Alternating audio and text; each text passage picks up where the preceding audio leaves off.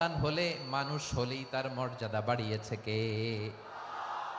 আমার কলিজার টুকরা যশোরের ভাইয়েরা, মানুষের মর্যাদা আল্লাহ এত বাড়িয়েছেন, মানুষ জীবিত থাকলেও যেমনি মর্যাদাবান, মরে গেলেও মর্যাদাবান। সুবহানাল্লাহ পড়েন। মানুষ মরে গেলে এই ডেড বডিটা কি হয়? পচে যায়, গলে যায়, মাটির সাথে মিশে যায়। তাই বলে আপনি ডেড বডির সাথে যাচ্ছে তাই করতে পারবেন না। পারবেন? কেউ যদি অন্যায় করে তাকে যদি আপনি শাস্তির আওতায় আনেন, যা মনে চায় করতে পারবেন না। তারা আগুন দিয়ে পোড়াতে পারবেন না, নাক কাটতে পারবেন না, কান কাটতে পারবেন না, অঙ্গ বিকৃতি করতে পারবেন না। কারণ মানব জাতির মর্যাদা স্বয়ং দিয়েছে কে? ডেড বডি পচে যাবে, গলে যাবে। তারপরে ইসলাম বলে না, খবরদার, এই মরা লাশটারও একটা মর্যাদা আছে না নাই? ইসলাম বলে এই লাশটা গলে যাবে, পচে যাবে, কিন্তু এটার অমর্যাদা করো না। কর্পূর দিয়ে, খেজুর পাতা দিয়ে এটাকে ওয়ার্ম ওয়াটার দিয়ে, গরম পানি দিয়ে ধৌত করো। সাদা শুভ্র ধবধবে কাপড় দিয়ে লাশটাকে তুমি কাভার করো। তারপরে খাটিয়ার মধ্যে লাশটাকে রেখে বিশাল একটা প্রোগ্রাম করো, একটা ফিউনারাল প্রোগ্রাম করো। ওই প্রোগ্রামের ডানে বায়ে পেছনে লাশটারে রাখলে হবে না, প্রোগ্রামের একেবারে সামনটাতে তুমি লাশটাকে রাখো। সুবহানাল্লাহ। একটা ফিউনারাল প্রোগ্রাম করতে হবে, তাকে শেষ বিদায় জানাতে হবে, যেটাকে আমরা জানাজা বলি। কি বলি? জানাজা মানে মাইয়েতের জন্য দোয়া, তার জন্য দোয়া করা হয়। তাকে একটা সিস্টেমেটিক অর্ডারে কবরে রাখা হয়, সুন্দরভাবে সেটাকে কবরস্থ করা হয়, মাটি দেয়া হয়, পানি দেয়া হয়। তার মানে মরে গেল মানুষের সম্মান বাড়ায় দিয়েছে কে? এজন্য আল্লাহ বললেন, ওয়ালাকাদ কাররামনা বানি আদম, বনি আদমের সম্মান মর্যাদা আমি আল্লাহ বাড়িয়ে দিয়েছি। মানুষের সম্মানে তুমি কখনো আঘাত করো না, ঠিক কিনা? তাহলে ভাই, প্রথম মেসেজ হচ্ছে, the first and foremost message tonight to the people of Jessore. Allah বলেন, I have dignified the status of son of Adam. আমি বনি আদম সবার মর্যাদা বাড়িয়ে দিয়েছি, হোক আস্তিক নাস্তিক, হোক কাফের কিংবা মুশরিক, তার মর্যাদা বাড়াই দিছে কে? যখন বন্যা হয়, আমরা ত্রাণ নিয়ে যাই, আমরা শুধু মুসলমানদেরকে ত্রাণ দেই নাকি? হ্যাঁ, আমরা মুসলমানকেও দেই, অমুসলমানকেও দেই, হিন্দুকেও দেই, বৌদ্ধকেও দেই। যেখানেই মানবতা বিপন্ন সেখানে ইসলামের হেল্পিং হ্যান্ড আছে না নাই? সুবহানাল্লাহ। কি দিন আমরা পেয়েছি, কি বিধান আমরা পেয়েছি। ওয়ালাকাদ কাররামনা বানি আদম, আমি বনি আদমকে সম্মানিত করেছি। এরপর আল্লাহ বললেন, ওয়া হামালনাহুম ফিল বাররি ওয়াল বাহর, মানুষকে স্থলে এবং সমুদ্রে চলাচলের বাহন আমি দিয়েছি। স্থলে কিভাবে চলবে, জলে কিভাবে চলবে, এই বাহনের ব্যবস্থা করেছে কে? এই জেনজি, এই সামড়া, ইরাম করতেছো কিসের জন্য? হ্যাঁ, ইরাম করলে চলবি? হ্যাঁ, বস বস বস বস। আওয়াজ করতেছো কেন? দিবানা, কথা বলতে দিবানা আমাকে? তো এইটা বুঝি তোমাদের ভালোবাসার নমুনা? তোমাদের ভালোবাসার কারণে যদি আমি কোথাও দাঁড়াতেই না পারি, কোথাও বসতে না পারি, কোথাও দুটা কথা বলতে না পারি, এই ভালোবাসা দিয়ে কি হবে আমার? বরং ঘামতে ঘামতে ঘর্মাক্ত হব, রক্তাক্ত হব। কিন্তু সেন্ট্রাল থেকে, সেন্ট্রালি যে ইনস্ট্রাকশন আসবে, সেই ইনস্ট্রাকশনের এক চুল আমরা ডানে বায়ে যাব না। এইটা গণজাগরণের জন্য এইটা দরকার, ইসলামী বিপ্লবের জন্য এইটা দরকার। তো আধা ঘন্টা ধরে যদি তোমাদেরকে থামানোই না যায়, এই লস্কর দিয়ে আমি কি করব? আল্লাহর ওয়াস্তে নো নো নো স্লোগান, চুপচাপ একেবারে আমার দিকে তাকাও। আল্লাহ বললেন, ওয়া হামালনাহুম ফিল বাররি ওয়াল বাহর, জলে স্থলে আমি চলাচলের যানবাহনের ব্যবস্থা করেছি। আমরা স্থলে ঘোড়ার উপরে চড়ি, উটের উপরে চড়ি, গাড়ির উপরে চড়ি। এই যে গাড়ির ইঞ্জিন বানাইছি আমরা, এটার মেধা দিয়েছে কে? আবার সাগরের মধ্যে আমরা নৌযান, জলযান, বড় বড় জাহাজ দিয়ে এক মহাদেশ থেকে আরেক মহাদেশ যাই, এক দেশ থেকে মালামালগুলো আরেক দেশে পাঠাই। সাগরের ভেতরে নৌকাগুলোরে ধরে রাখলো কে? ওয়াল ফুলকিল্লাতি তাজরি ফিল বাহরি বিমা ইয়ানফাউন নাস, মানুষের উপকার আছে এরকম সরঞ্জামাদি নিয়ে সাগরের উপরে বিশাল বিশাল জলযানগুলো চলে। এগুলো ডুবে যায় না, কাত হয়ে যায় না, পড়ে যায় না। এগুলোকে স্থিতিস্থাপকতাকে ঠিক করে রাখলো কে? আপনারা জাহাজ দেখেছেন? জাহাজ, হ্যাঁ, বাড়ি চট্টগ্রাম হইলে দেখতে পারতেন। দেখছেন? বিশাল বিশাল জাহাজ, বিশাল জাহাজ মালামাল নিয়ে এক মহাদেশ থেকে আরেক মহাদেশে যায়। গত মাসে আমার জাপান সফর ছিল। এই যে বাংলাদেশে যে গাড়িগুলো চালান, বেশিরভাগ গাড়ি আসে কিন্তু জাপান থেকে। হাজার হাজার গাড়ি একটা জাহাজ বহন করতে পারে, হাজার হাজার গাড়ি। এটাতে সাগরের মধ্যে ভাসাইলো কে? সবাই বলুন, ভাসালো কে? হাজার হাজার গাড়ি নিয়ে জাপানিজ গাড়িগুলো আমাদের চট্টগ্রামের এয়ারপোর্টের বন্দরে ভিড়ে। যুক্তরাষ্ট্রে আমি দেখেছি বিশাল বিশাল জাহাজ। আপনারা টাইটানিক জাহাজের নাম শুনেছেন? টাইটানিকেরও 8 গুণ 10 গুণ বড়। সুবহানাল্লাহ কইবেন না? টাইটানিক জাহাজের 8 গুণ 10 গুণ বড় একটা জাহাজ আছে, আইকন অফ দ্য সি। আমি দেখে এসেছি। রয়্যাল ক্যারিবিয়ান দেখে এসেছি। সাগরের সামনে জেটিতে যখন দাঁড়ালাম, জাহাজটা যখন যায়, আমার মনে হচ্ছে একটা শহর, গোটা শহর, the entire city is floating on the water. পুরো একটা শহর মনে হয় পানির উপর দিয়ে ভেসে যাচ্ছে। পড়েন সুবহানাল্লাহ। এই যে আইকন অফ দ্য সি, এই ক্রুজ, এই জাহাজটা, এটার ভেতরে স্টেডিয়াম আছে। কিসের ভিতরে স্টেডিয়াম? কথা বুঝে নাই বোধহয়। স্টেডিয়াম কিসের ভিতর? সুইমিং পুল আছে, শপিং মল আছে, রেস্টুরেন্ট আছে, ক্লাব আছে, 3000 4000 রুম বিশিষ্ট, কক্ষ বিশিষ্ট হোটেল আছে। এই সবগুলোর নিয়ে এগুলো চলে সাগরের এই দোলার মধ্যে, জলোচ্ছ্বাসের মধ্যে। এই সাগরের ভেতরে এই জাহাজগুলোর ভাষায় রাখছে কে? সূরাতুর আর রহমানে আল্লাহ তাআলা বললেন, ওয়ালাহুল জাওয়ারিল মুনশাআতু ফিল বাহরি কাল আ'লাম ফাবিআইয়ি আলা, সবাই পড়েন, ফাবিআইয়ি আলাই রাব্বিকুমা তুকাযিবান। পাহাড় সম বড় বড় জাহাজগুলো মাল বোঝাই করে সাগরের মধ্যে ভেসে বেড়ায়। এগুলো দিয়ে মালামাল বহন করা যায়। মানুষও এক দেশ থেকে আরেক দেশে যায়। এই জাহাজগুলোর সাগরের ভেতরে ভাসায় রাখলো কে? এই আয়াতের ভেতরে আল্লাহ তাআলা সূরাতু বনী ইসরাঈলের এই চমৎকার আয়াতের ভেতরে আল্লাহ তাআলা বেসিক্যালি মানব জাতির প্রতি তার 4টি স্পেশাল অনুগ্রহের কথা বলেছেন। কয়টি? 2টা বলে ফেলছি। 1 নাম্বার, ওয়ালাকাদ কাররামনা বনী আদম, আমি বনী আদমের সম্মান বাড়াইছি। নাকি মুসলমানদের? নাকি মুসল্লিদের? কার সম্মান বাড়িয়েছি? বনী আদমের। তাহলে human dignity, the first part of the verse talks about the human dignity. 2 number অংশে আল্লাহ তাআলা বললেন, ওয়া হামালনাহুম ফিল বাররি ওয়াল বাহর, স্থলে এবং সমুদ্রে আমি তাদের জন্য চলাচলের বাহন দিয়েছি। সুবহানাল্লাহ। তার মানে smooth movement on land and sea, জলে এবং স্থলে যাতে আমরা স্মুথলি মুভ করতে পারি আল্লাহ তাআলা দিয়েছেন। 3 নম্বরে আল্লাহ তাআলা বললেন, ওয়া রাযাকনাহুম মিনাত তাইয়্যিবাত, মানুষের জন্য আমি পবিত্র রিজিকের ব্যবস্থা করেছি। জলে এবং স্থলে যত প্রাণী আছে সবগুলা প্রাণীকে রিজিক দেয় কে? আমাদেরকে রিজিক দেয় কে? সাগরের মাছগুলোকে, বড় বড় তিমি মাছগুলোরে রিজিক দেয় কে? বাতাসের মধ্যে ভেসে বেড়ানো বড় বড় পাখিগুলো, স্ক্যান্ডিনেভিয়ান কান্ট্রি থেকে লক্ষ লক্ষ কোটি কোটি পাখিগুলো যে এক দেশ থেকে আরেক দেশে ট্রান্সফার হয়, এগুলোর রিজিক দেয় কে?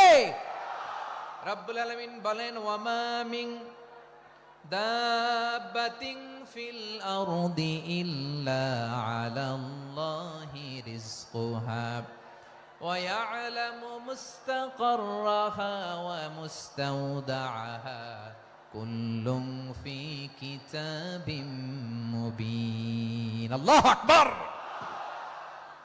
রব্বুল আলামিন বলেন, ভূপৃষ্ঠে বিচরণশীল যত প্রাণী আছে সব প্রাণীগুলোকে আমি আল্লাহ আমার নিজের কুদরতে রিজিকের বন্দোবস্ত করি।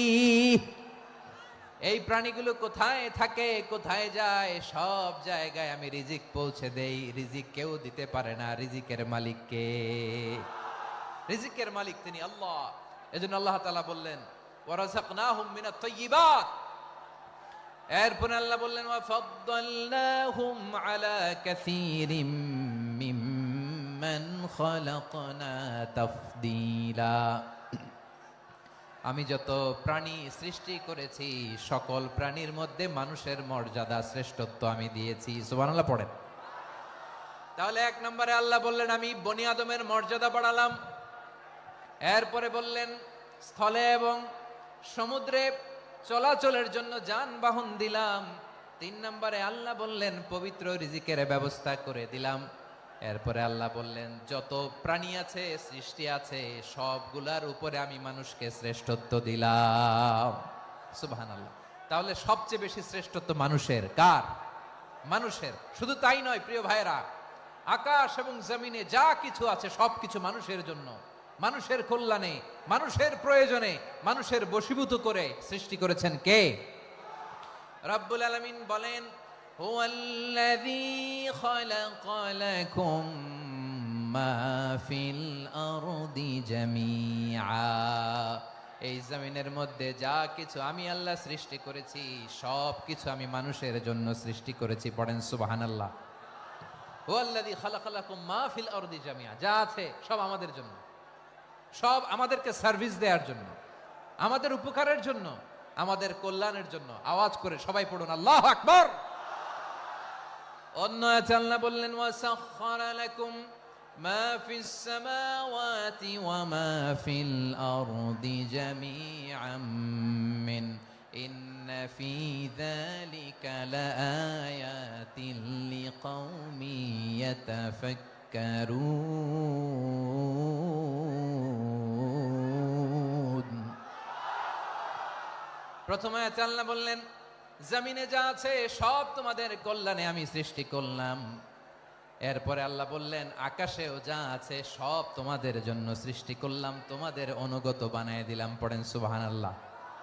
মানুষের কি ব্রেইন দেখেন, মানুষ জমিন ছেড়ে আকাশে চলে যায়। পাখি দেখে মানুষের শখ হলো পাখি যেহেতু উঠতে পারে আমরাও পারবো।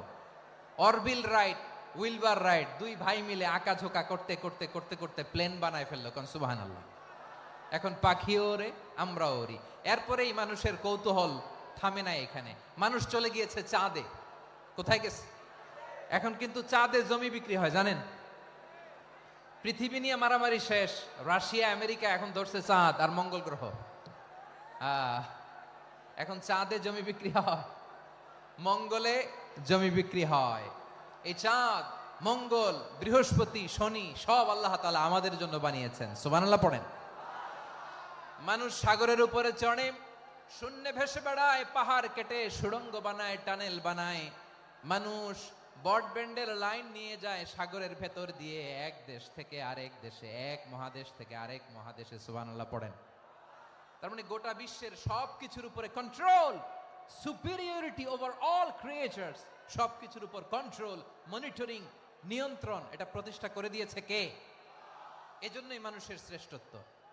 ওয়ালাকাদ কাররামনা বানি আদম, আমি বনি আদমের সম্মান বাড়িয়েছি, মর্যাদা আমি বাড়িয়ে দিয়েছি এই কারণে, কারণ মানুষ সবকিছুর উপর নিয়ন্ত্রণ নিতে পারে।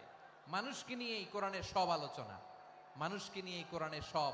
তাই কোরআনের কেন্দ্রীয় আলোচ্য বিষয় হচ্ছে মানুষ। কোরআনের কেন্দ্রীয় আলোচ্য বিষয় কি? যশোরের ভাইয়েরা বুঝে থাকলে সবাই বলবেন কোরআনের কেন্দ্রীয় আলোচ্য বিষয় কি? এই যে আমি মূল আলোচনায় যাচ্ছি এখন। কেন মানুষ কোরআনের কেন্দ্রীয় আলোচ্য বিষয়? এই যে ভাইয়েরা, এই যে হাত জোর করে, এই যে Jessore Gen Z, the smart people of Jessore, হাত জোর করে বলতেছে, হাত জোর করে তোদের কাছে আল্লাহর দোহাই লাগে, স্টপ স্টপ। শুরুতে একবার বলেছে জায়গা না হলে আস্তে আস্তে ধাক্কা দিবা, সামনে না পিছনে দিয়ে দিয়ে বেরোয় চলে যাও। এলইডিতে দেখো, এই যে এই যে আল্লাহর ওয়াস্তে জায়গা না হলে ওদিকে যাও। কোরআনের মাহফিলে বিশৃঙ্খলা, এটা কাফিরদের আলামত। কাফিররা শীষ দিত, শীষ। বিশ্বনবী কোরআনের তাফসির করলে কাফিররা শীষ দিত আর ক্ল্যাপিং করত, হুইসেল এন্ড ক্ল্যাপিং। তো আমরা কি এখানে বিশৃঙ্খলা করতে আসছি? তো বারবার থামানো লাগে কেন? কোনো আওয়াজ হবে না, বললাম তো স্টপ। আওয়াজ করে বলুন কোরআনের কেন্দ্রীয় আলোচ্য বিষয় কি? সবাই বলেননি। এতগুলো মানুষ উত্তর দিলে এতটুকু আওয়াজ হয়, অন্তত আমি বিশ্বাস করি না।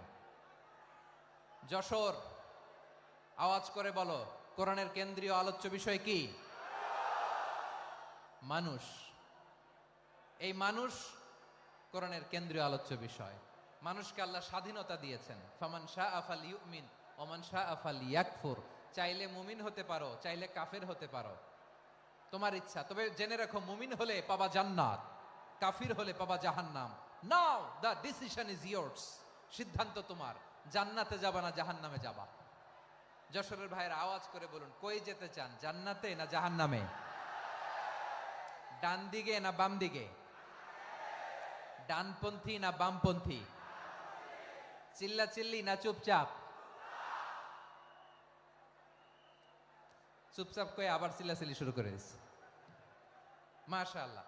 তাহলে কোরআনের কেন্দ্রীয় আলোচ্য বিষয় মানুষ। আমার সাথে থাকতে হবে, তোমাদেরকে নিয়ে আমি আলোচনা শেষ পর্যন্ত যাব। অনেক গুরুত্বপূর্ণ কথা বাকি আছে, আমাকে সহযোগিতা করতে হবে।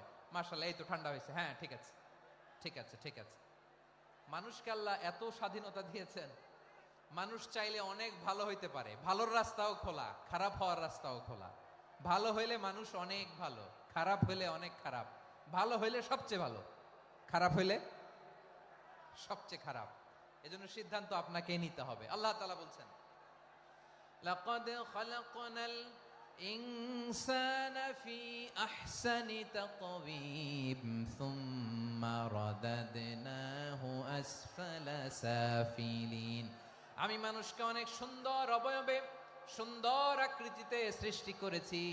তার শুধু চেহারার ডিজাইনটাই সুন্দর নয়, তার ব্রেনটা বড্ড সুন্দর, তার মানসিকতা বড্ড সুন্দর, তার সৃজনশীলতা বড্ড সুন্দর। পড়েন সুবহানাল্লাহ। আমাদের চেহারা, অবয়ব, ডিজাইন যে সুন্দর তা না, আমাদের ব্রেনটা অনেক সফিস্টিকেটেড ব্রেন, অনেক সফিস্টিকেটেড। এই 1.5 কেজি ব্রেন ইউজ করে মানুষ গোটা বিশ্ব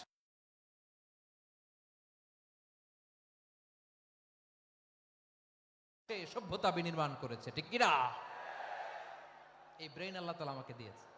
এটার কাজে লাগালে, আপনার সিক্স সেন্স কাজে লাগালে আপনি অনন্য মানুষ হয়ে উঠবেন, মহামানবে রূপান্তরিত হবেন। মানুষ হতে পারে, চাইলেই মহামানব হতে পারে। আবার যদি মানুষ চায়, খারাপও হতে পারে। আল্লাহ বললেন শুধু ভালোই না, ভালো হতে চাইলে অনেক ভালো তুমি হতে পারো, আবার খারাপ হতে চাইলে অনেক খারাপ তুমি হতে পারো। সুম্মা রাদাদনাহু আসফালা সাফিলিন।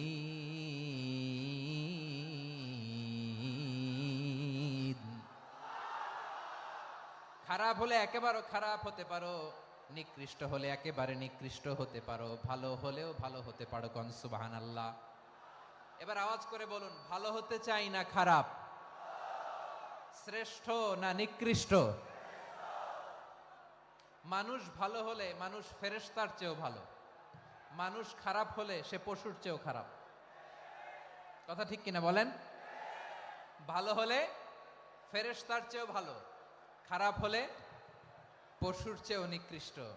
তার মানে শ্রেষ্ঠত্বে মানুষ, শ্রেষ্ঠত্বে ফেরেশতাকে হার মানায়, আর অধপতনে শ্রেষ্ঠত্বে ফেরেশতাকে ছাড়িয়ে যায়, আর অধপতনে পশুকেও হার মানায়। আই রিপিট, আমি আবারও বলছি, মানুষ শ্রেষ্ঠত্বে ফেরেশতাকে ছাড়িয়ে যায়, আর অধপতনে সে পশুকেও হার মানায়। আওয়াজ করে বলতে হবে, ঠিক কিনা? এটার প্রমাণ কি? মানুষ শ্রেষ্ঠ হইলে যে ফেরেশতার চেয়েও সেরা, তার প্রমাণ কি? আল্লাহ তাআলা বলছেন, ওয়া ইয কুলনা লিল মালাইকাতি ইসজুদু লি আদম ফাসাজাদু ইল্লা ইবলিস আবা ওয়াস্তাকবারা ওয়া কানা মিনাল কাফিরিন। আল্লাহ বলেন, স্মরণ করো সে সময়ের কথা যখন আমি ফেরেশতাদেরকে বললাম, ও ফেরেশতারা আদমকে সেজদা দাও। সব ফেরেশতারা সম্মান সূচক সেজদা আদমকে দিল, তারা আদমের জন্য সেজদায় লুটিয়ে পড়লো, একজন ছাড়া, তার নাম ইবলিস। আওয়াজ করে বলেন, তার নাম কি? সে অহংকার প্রদর্শন করলো, সে কাফের হয়ে গেল, বাকি সব ফেরেশতারা সেজদা দিল। সুবহানাল্লাহ। আবার আদম আলাইহিস সালামকে আল্লাহ জিজ্ঞেস করলেন, সব বলে দিল উত্তর, কিন্তু ফেরেশতাদেরকে একই প্রশ্ন জিজ্ঞেস করলেন, তারা উত্তর করতে পারে নাই। তার মানে এর মধ্য দিয়ে প্রমাণিত হয়, মানুষ ভালো হলে ফেরেশতার চেয়েও ভালো, ফেরেশতার চেয়েও মানুষের মর্যাদা বাড়িয়ে দিয়েছে কে? সব নূরের ফেরেশতা যখন মাটির আদমকে সেজদা দেয়, এটা প্রমাণ করে ফেরেশতার চেয়েও মানুষের মর্যাদা বাড়িয়ে দিয়েছে কে? তুমি মাটির আদমকে প্রথম সৃষ্টি করিয়া ঘোষণা করিয়া দিলে শ্রেষ্ঠ বলিয়া, তাই তো নূরের ফেরেশতা করে আদমকে সেজদা, ঠিক কিনা বলেন? তাই তো নূরের ফেরেশতা করে আদমকে সেজদা, সবার চেয়ে সম্মান দিলে মাটির আদমকে। আল্লাহু আল্লাহু তুমি জাল্লে জালালুহু, শেষ করা তো যায় না গে তোমার গুণগান। পড়েন না, পড়েন। আল্লাহু আল্লাহু তুমি জাল্লে জালালুহু, শেষ করা তো যায় না গে তোমার গুণগান। আল্লাহু আল্লাহু আল্লাহু আকবার। আদমের মর্যাদা বেশি, মানুষের মর্যাদা বেশি। মানুষ শ্রেষ্ঠ তার প্রমাণ নূরের ফেরেশতা মাটির আদমকে সেজদা করে। আওয়াজ করে বলেন ঠিক কিনা? তাহলে মানুষ ভালো হলে ফেরেশতার চেয়ে ভালো। আবার মানুষ যদি খারাপ হয় সে পশুর চেয়েও খারাপ। অধপতনে পশুত্বকে হার মানায়। তার প্রমাণ, তার প্রমাণ কি? তার প্রমাণ হচ্ছে যশোরের ভাইরা দেখবেন পত্রিকায় পত্রিকায় নিউজ পেপারে মাঝে মাঝে এরকম দেখা যায়, এক মানুষ আরেক মানুষকে হত্যা করে 20 টুকরা করে বস্তার ভেতরে ভরেছে। আপনারা এই নিউজ পড়েন নাই না? দেখেন নাই? দেখছেন? মানুষ মানুষকে হত্যা করে কয় টুকরা? জোরে বলেন। এখানেই ক্ষান্ত হয় না, আবার কোথায় ভরছে? বস্তার ভেতরে। আচ্ছা, বুঝে থাকলে আওয়াজ করে বলেন, কোনদিন শুনছেন একটা হাতি আর একটা হাতিকে হত্যা করে 20 টুকরা করছে, এরপরে বস্তার ভিতরে ভরছে? হইছে? তাহলে দেখেন, মানুষ যদি খারাপ হয় সে পশুকেও হার মানায়। চিল্লায় বলো ঠিক কিনা? এমনও দুশ্চরিত্র মানুষ আছে যার বদ নজর থেকে, যার নজর থেকে 6 মাসের ছোট্ট মেয়ে থেকে শুরু করে 80 বছরের বৃদ্ধারাও নিরাপদ নয়। পশুকেও হার মানায়। মানুষ মানুষের ঘর জ্বালিয়ে পুড়ে মেসাকার করে দেয়, জনপদের পর জনপদ জ্বালায় দেয়। এরকম আছে না নাই? বোমা মেরে শহরগুলো উড়িয়ে দেয়। এই যে ইসরায়েল গাজার মধ্যে যে অ্যাটাক করেছে, এরা মসজিদ মানে নাই, মসজিদে বম ফেলেছে। এরা খ্রিস্টানদের চার্চ গির্জা মানে নাই, গির্জায় বম ফেলেছে। পৃথিবীর ইতিহাসে never happened in the history of the world that someone bombed on a hospital, on a ICU center. এমন হাসপাতাল যেখানে আইসিইউর রোগীরা আছে, ওই হাসপাতালের উপরও ইসরায়েলি সৈনিকেরা বোমা মেরেছে। জোরে বলেন ঠিক কিনা? এরা মানুষ? আওয়াজ করে বলেন, এরা মানুষ না। প্রিয় ভাইয়েরা, চোখ কান নাক মুখ থাকলেই মানুষ না। যা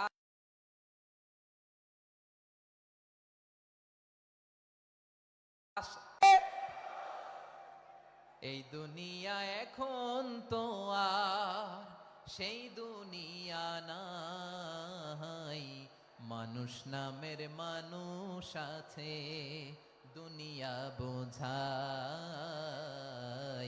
সেই মানুষের ভিড়ে আমার আসল মানুষ নাই। ঠিক কিনা?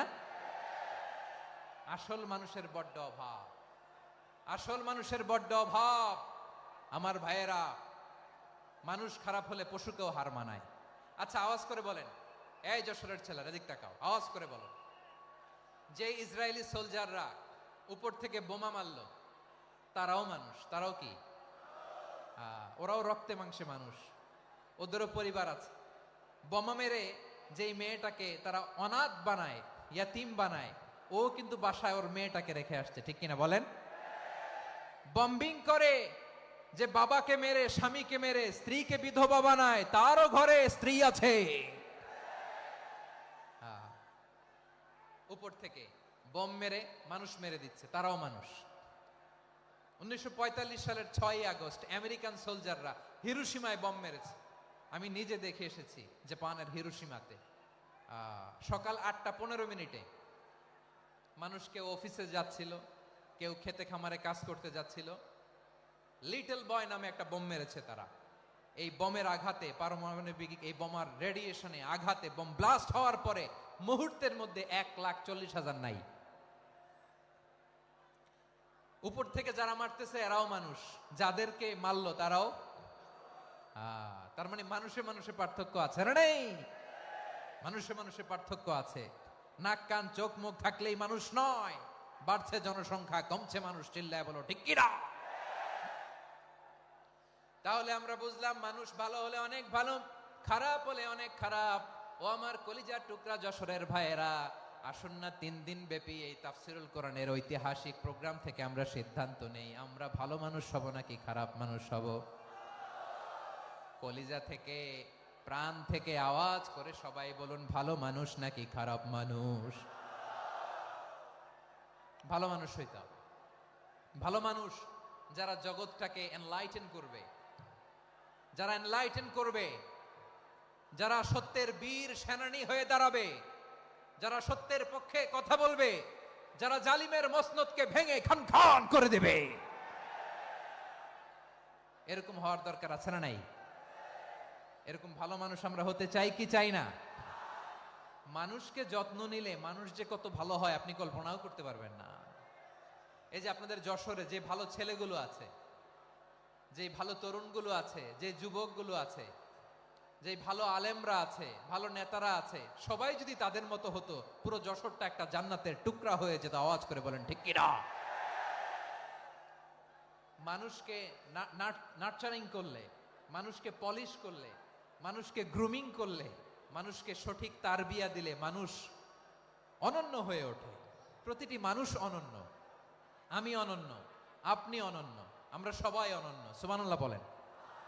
মানুষকে আল্লাহ তাআলা দিয়েছেন অসীম ক্ষমতা, অসীম ক্ষমতা। সুবহানাল্লাহ। একটা মানুষ পারে না এমন কিছু নাই, একটা মানুষ পারে না এমন কিছু নাই।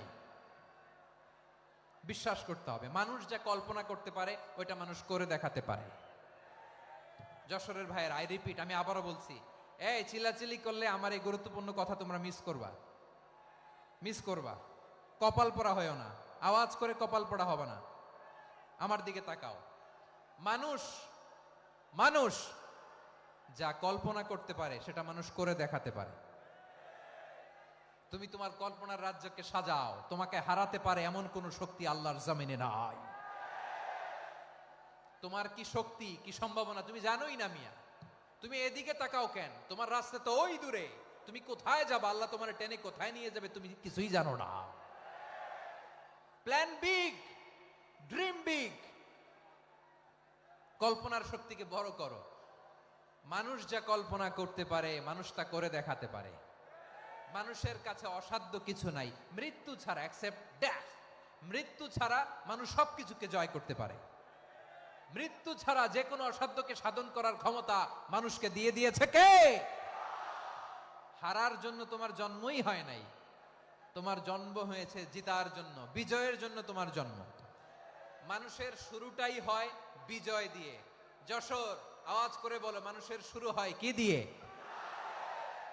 আমরা যখন আমার পিতার পৃষ্ঠদেশে ছিলাম, পিতার পৃষ্ঠদেশ থেকে শুক্রাণু যখন মায়ের গর্ভদেশে যেয়ে পড়ে, কতটা শুক্রাণু ভ্রমণ শুরু করে জানো? 20 কোটি শুক্রাণু। একবার সিমেন আউট হলে সেখানে 20 কোটি শুক্রাণু থাকে, ভ্রমণ শুরু করে। ওই 20 কোটি শুক্রাণুর মধ্যে থেকে তুমি আমি আজকে এক বিকশিত শুক্রাণু মানব রূপে পৃথিবীতে এসেছি। সুবহানাল্লাহ। ওই 20 কোটি শুক্রাণুর প্রতিযোগিতায় সবাইরে পেছনে ফেলে সেদিন আমি সফল হয়েছিলাম, সেদিন আমি বিজয়ী হয়েছিলাম। সেদিন আমি এত ছোট ছিলাম, মাইক্রোস্কোপ দিয়েও আমার অস্তিত্ব পাওয়া যায় না। আমি এত তুচ্ছ ছিলাম, নগণ্য ছিলাম। আমার কান ছিল না, আমার চোখ ছিল না, আমার হাত ছিল না, আমার জন্য রিকমেন্ডেশন করার মতো মামু ছিল না, খালা ছিল না, কেউ ছিল না। তারপরেও ওই প্রতিযোগিতায়, ওই কম্পিটিশনে যখন আমারে কেউ হারাতে পারে নাই, আল্লাহর জমিনেও আমারে কেউ হারাতে পারে না। হারার জন্য তোমার জন্মই হয় নাই, তুমি আসছোই জিতার জন্য। সুবহানাল্লাহ। বিশ্বনবী বলেন, আন্নাসু মাআদিন কামাআদিনি যাহাবি ওয়াল ফিদ্দা খিয়ারুহুম ফিল জাহিলিয়াতি খিয়ারুহুম ফিল ইসলাম। Peoples are like mines of gold and silver. সোনার খনি, রূপার খনি, এর চেয়েও বড় খনি হচ্ছে এই মানব সম্পদের খনি। আওয়াজ করে বলেন আল্লাহু আকবার। আল্লাহ তাআলা এই সম্পদ আমাদেরকে দিছে। বিশ্বনবী বলেন, মানুষ হচ্ছে খনির মতো। খিয়ারুহুম ফিল জাহিলিয়াতি খিয়ারুহুম ফিল ইসলাম। জাহিলি যুগে যারা সেরা, ইসলামেও তারা সেরা। ইদা ফাকুহু, যদি তারা বুঝবান হয় তাহলে তাদেরকে সেরা বানায় দিবে কে? তাহলে মানুষের চেয়ে সেরা কেউ হতে পারে? মানুষের চেয়ে অনন্য কেউ হতে পারে? মানুষকে কেউ হারাতে পারে? আওয়াজ করে বলো, তোমাকে কেউ হারাতে পারবে? এই সাহস জাগছে আজকের আলোচনা থেকে। আমি তুমি অনন্য, আমাকে তোমাকে হারায় দেওয়া এত সহজ না, ঠিক কিনা?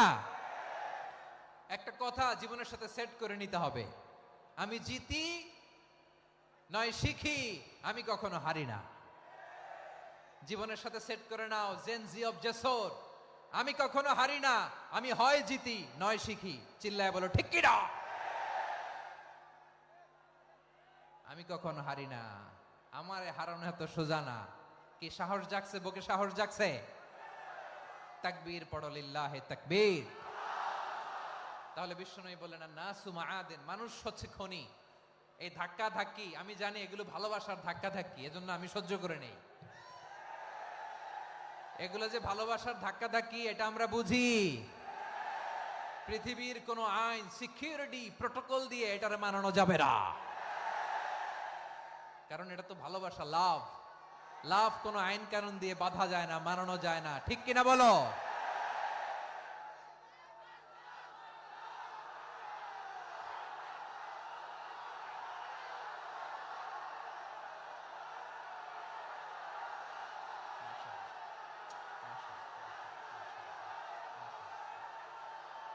ঠিক আছে, বসুন বসুন বসুন। আল নাসু মাআদিন, মানুষ হচ্ছে খনি, এই খনির যত্ন নিতে হবে। আমার মা বাবা যারা এসেছেন, আপনার ছেলে মেয়ের যত্ন নেন। আপনার ছেলের মধ্যে যে কি পটেনশিয়াল আপনি জানেন না। আপনার এই ছোট্ট অবুজ ছেলেটাই আগামী দিনের শায়েখ আহমদুল্লাহ হবে। আপনার হেফজখানায় পড়া ওই ছোট্ট ছেলেটাই আগামী দিনের আল্লামা মামুনুল হক হবে। আপনার ওই ছেলেটা আমির হামজা হবে, আব্দুল হাই সাইফুল্লাহ হবে। এভাবে বড় বড় আলেম হবে, তারা যুগশ্রেষ্ঠ আলেম হবে। সেই একদিন এই বাংলাদেশের পার্লামেন্টে যে বক্তব্য দিয়ে যশোরের পক্ষে কথা বলবে। আপনি জানেন না, কাউকে ছোট করবেন না আপনি, ওর কনফিডেন্স আপনি কমাবেন না, আপনি কমাতে পারেন না। প্যান্ডেলে আমার যে মা বোনেরা আছেন, ছেলে মেয়েদেরকে কখনো ছোট করে কথা বলবেন না। ও যে কোথায় যাবে আপনি জানেন না, আপনি মা হয়ে তাকে সাহস দিবেন, তার কল্পনার জগৎটাকে সাজাতে তাকে উৎসাহিত করবেন, ঠিক কিনা বলেন? আর আমার প্যান্ডেলের আমার প্রিয় শ্রদ্ধাশীলা মায়েরা বোনেরা, আপনারা তো আরো দামি সম্পদ। বিশ্বনবী বলেন আর দুনিয়া কুল্লুহা মাতা। আল্লাহ আল্লাহ আল্লাহ, বিশ্বনবীর কথার ওজন দেখেন। আর দুনিয়া কুল্লুহা মাতা ওয়া খায়রু মাতা'আদ দুনিয়াল মারআতুস সালিহা। বিশ্বনবী বলেন দুনিয়ায় যা দেখো সব আল্লাহর দেওয়া অ্যাসেট, মানে সম্পদ। আর এত অ্যাসেটের ভিড়ে সবচাইতে শ্রেষ্ঠ সম্পদ হচ্ছে নেককার নারী। সুবহানাল্লাহ। ভাইয়েরা বোনের সাথে খারাপ আচরণ করো না, সন্তান মায়ের সাথে খারাপ আচরণ করো না। আমাদের মায়েরা আমাদের asset, they are our priceless asset. কারণ এই মায়েদের পেটে এসেছে আল্লাহর ওলিরা, এই মায়েদের পেটে এসেছে খান জাহান আলী, এই মায়ের পেটে এসেছে শাহজালাল ইয়ামানি, এই মায়ের পেটে এসেছে আল্লাহর সব নবীরা। নাকি নবীরা আকাশ থেকে ধপ করে জমিনে নেমে আসছে? মায়ের পেটে আসছে। এই মায়ের পেটগুলো খনি। আমার সম্মানিতা মায়েরা বোনেরা, নিজেকে ইসলাম দিয়ে সাজান, নিজেকে ইসলাম দিয়ে সাজান, নিজেকে পবিত্র রাখুন, নিজের আব্রু ইমান ইজ্জতের হেফাজত করুন, কোরআন পড়ুন, সুন্নাহ পড়ুন। আপনি জানেন না আপনার গর্ভে কে আসছে, কোন ক্ষণজন্মা পুরুষকে আল্লাহ তাআলা আপনার গর্ভে পাঠাবে আপনি জানেন না। মায়েরা নিজেদেরকে পবিত্র রাখুন, ইসলাম চর্চা করুন, কোরআন চর্চা করুন, নৈতিকতা দিয়ে নিজেকে সাজান। যশোরের জেনজি, নিজেদেরকে প্রস্তুত রাখো আগামীর বাংলাদেশের জন্য। নৈতিকতা, মোরালিটি, ভ্যালিউজ দিয়ে নিজেকে সাজাও, ইসলাম দিয়ে নিজেকে সাজাও। কারণ আগামীর বাংলাদেশ ইসলামের বাংলাদেশ। বাংলাদেশের আসল পরিচয় ইসলাম।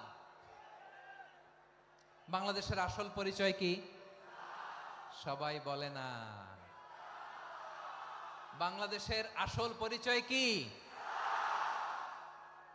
এই ইসলাম নিয়ে আমরা সংসদ ভবন সাজাবো, রাজি আছি না নাই? শেকড় ভুলে যাওয়া যাবে না।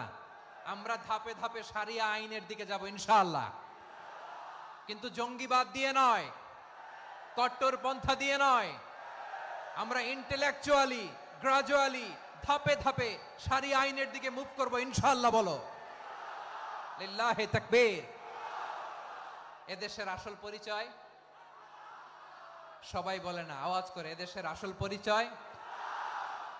এদেশে আজান শুনে সূর্য ওঠে শহর গ্রামে, এদেশে আজান শুনে সূর্য ডোবে সন্ধ্যা নামে, এদেশে সকল কাজে সবাই বলে বিসমিল্লাহ, এদেশে ভালো কিছু দেখে শুনে হাসি মুখে সবাই বলে মাশা আল্লাহ। সুবহানাল্লাহ সুবহানাল্লাহ সুবহানাল্লাহ সুবহানাল্লাহ সুবহানাল্লাহ সুবহানাল্লাহ সুবহানাল্লাহ সুবহানাল্লাহ। ও নবীন তরুণ তোমার কিসের এত ভয়, জেনে রেখো বাংলাদেশের আসল পরিচয়। বাংলাদেশের আসল পরিচয় ইসলাম। আওয়াজ তুলে বলো, আসল পরিচয় কি?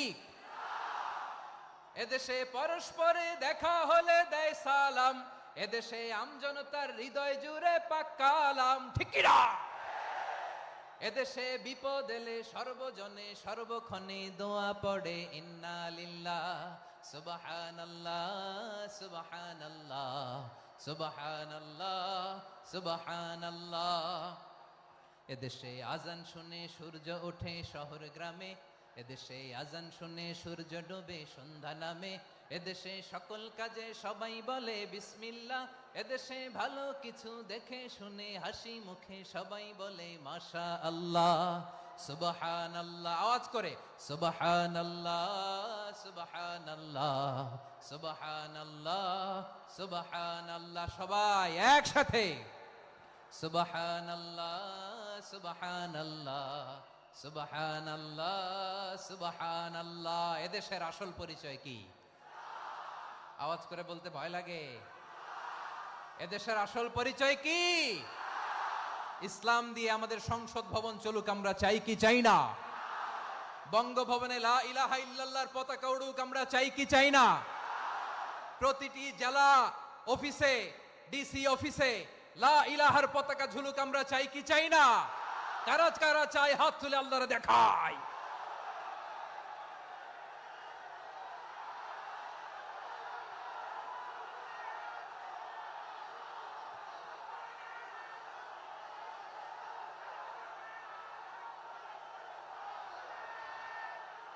মাশাআল্লাহ মাশাআল্লাহ মাশাআল্লাহ মাশাআল্লাহ।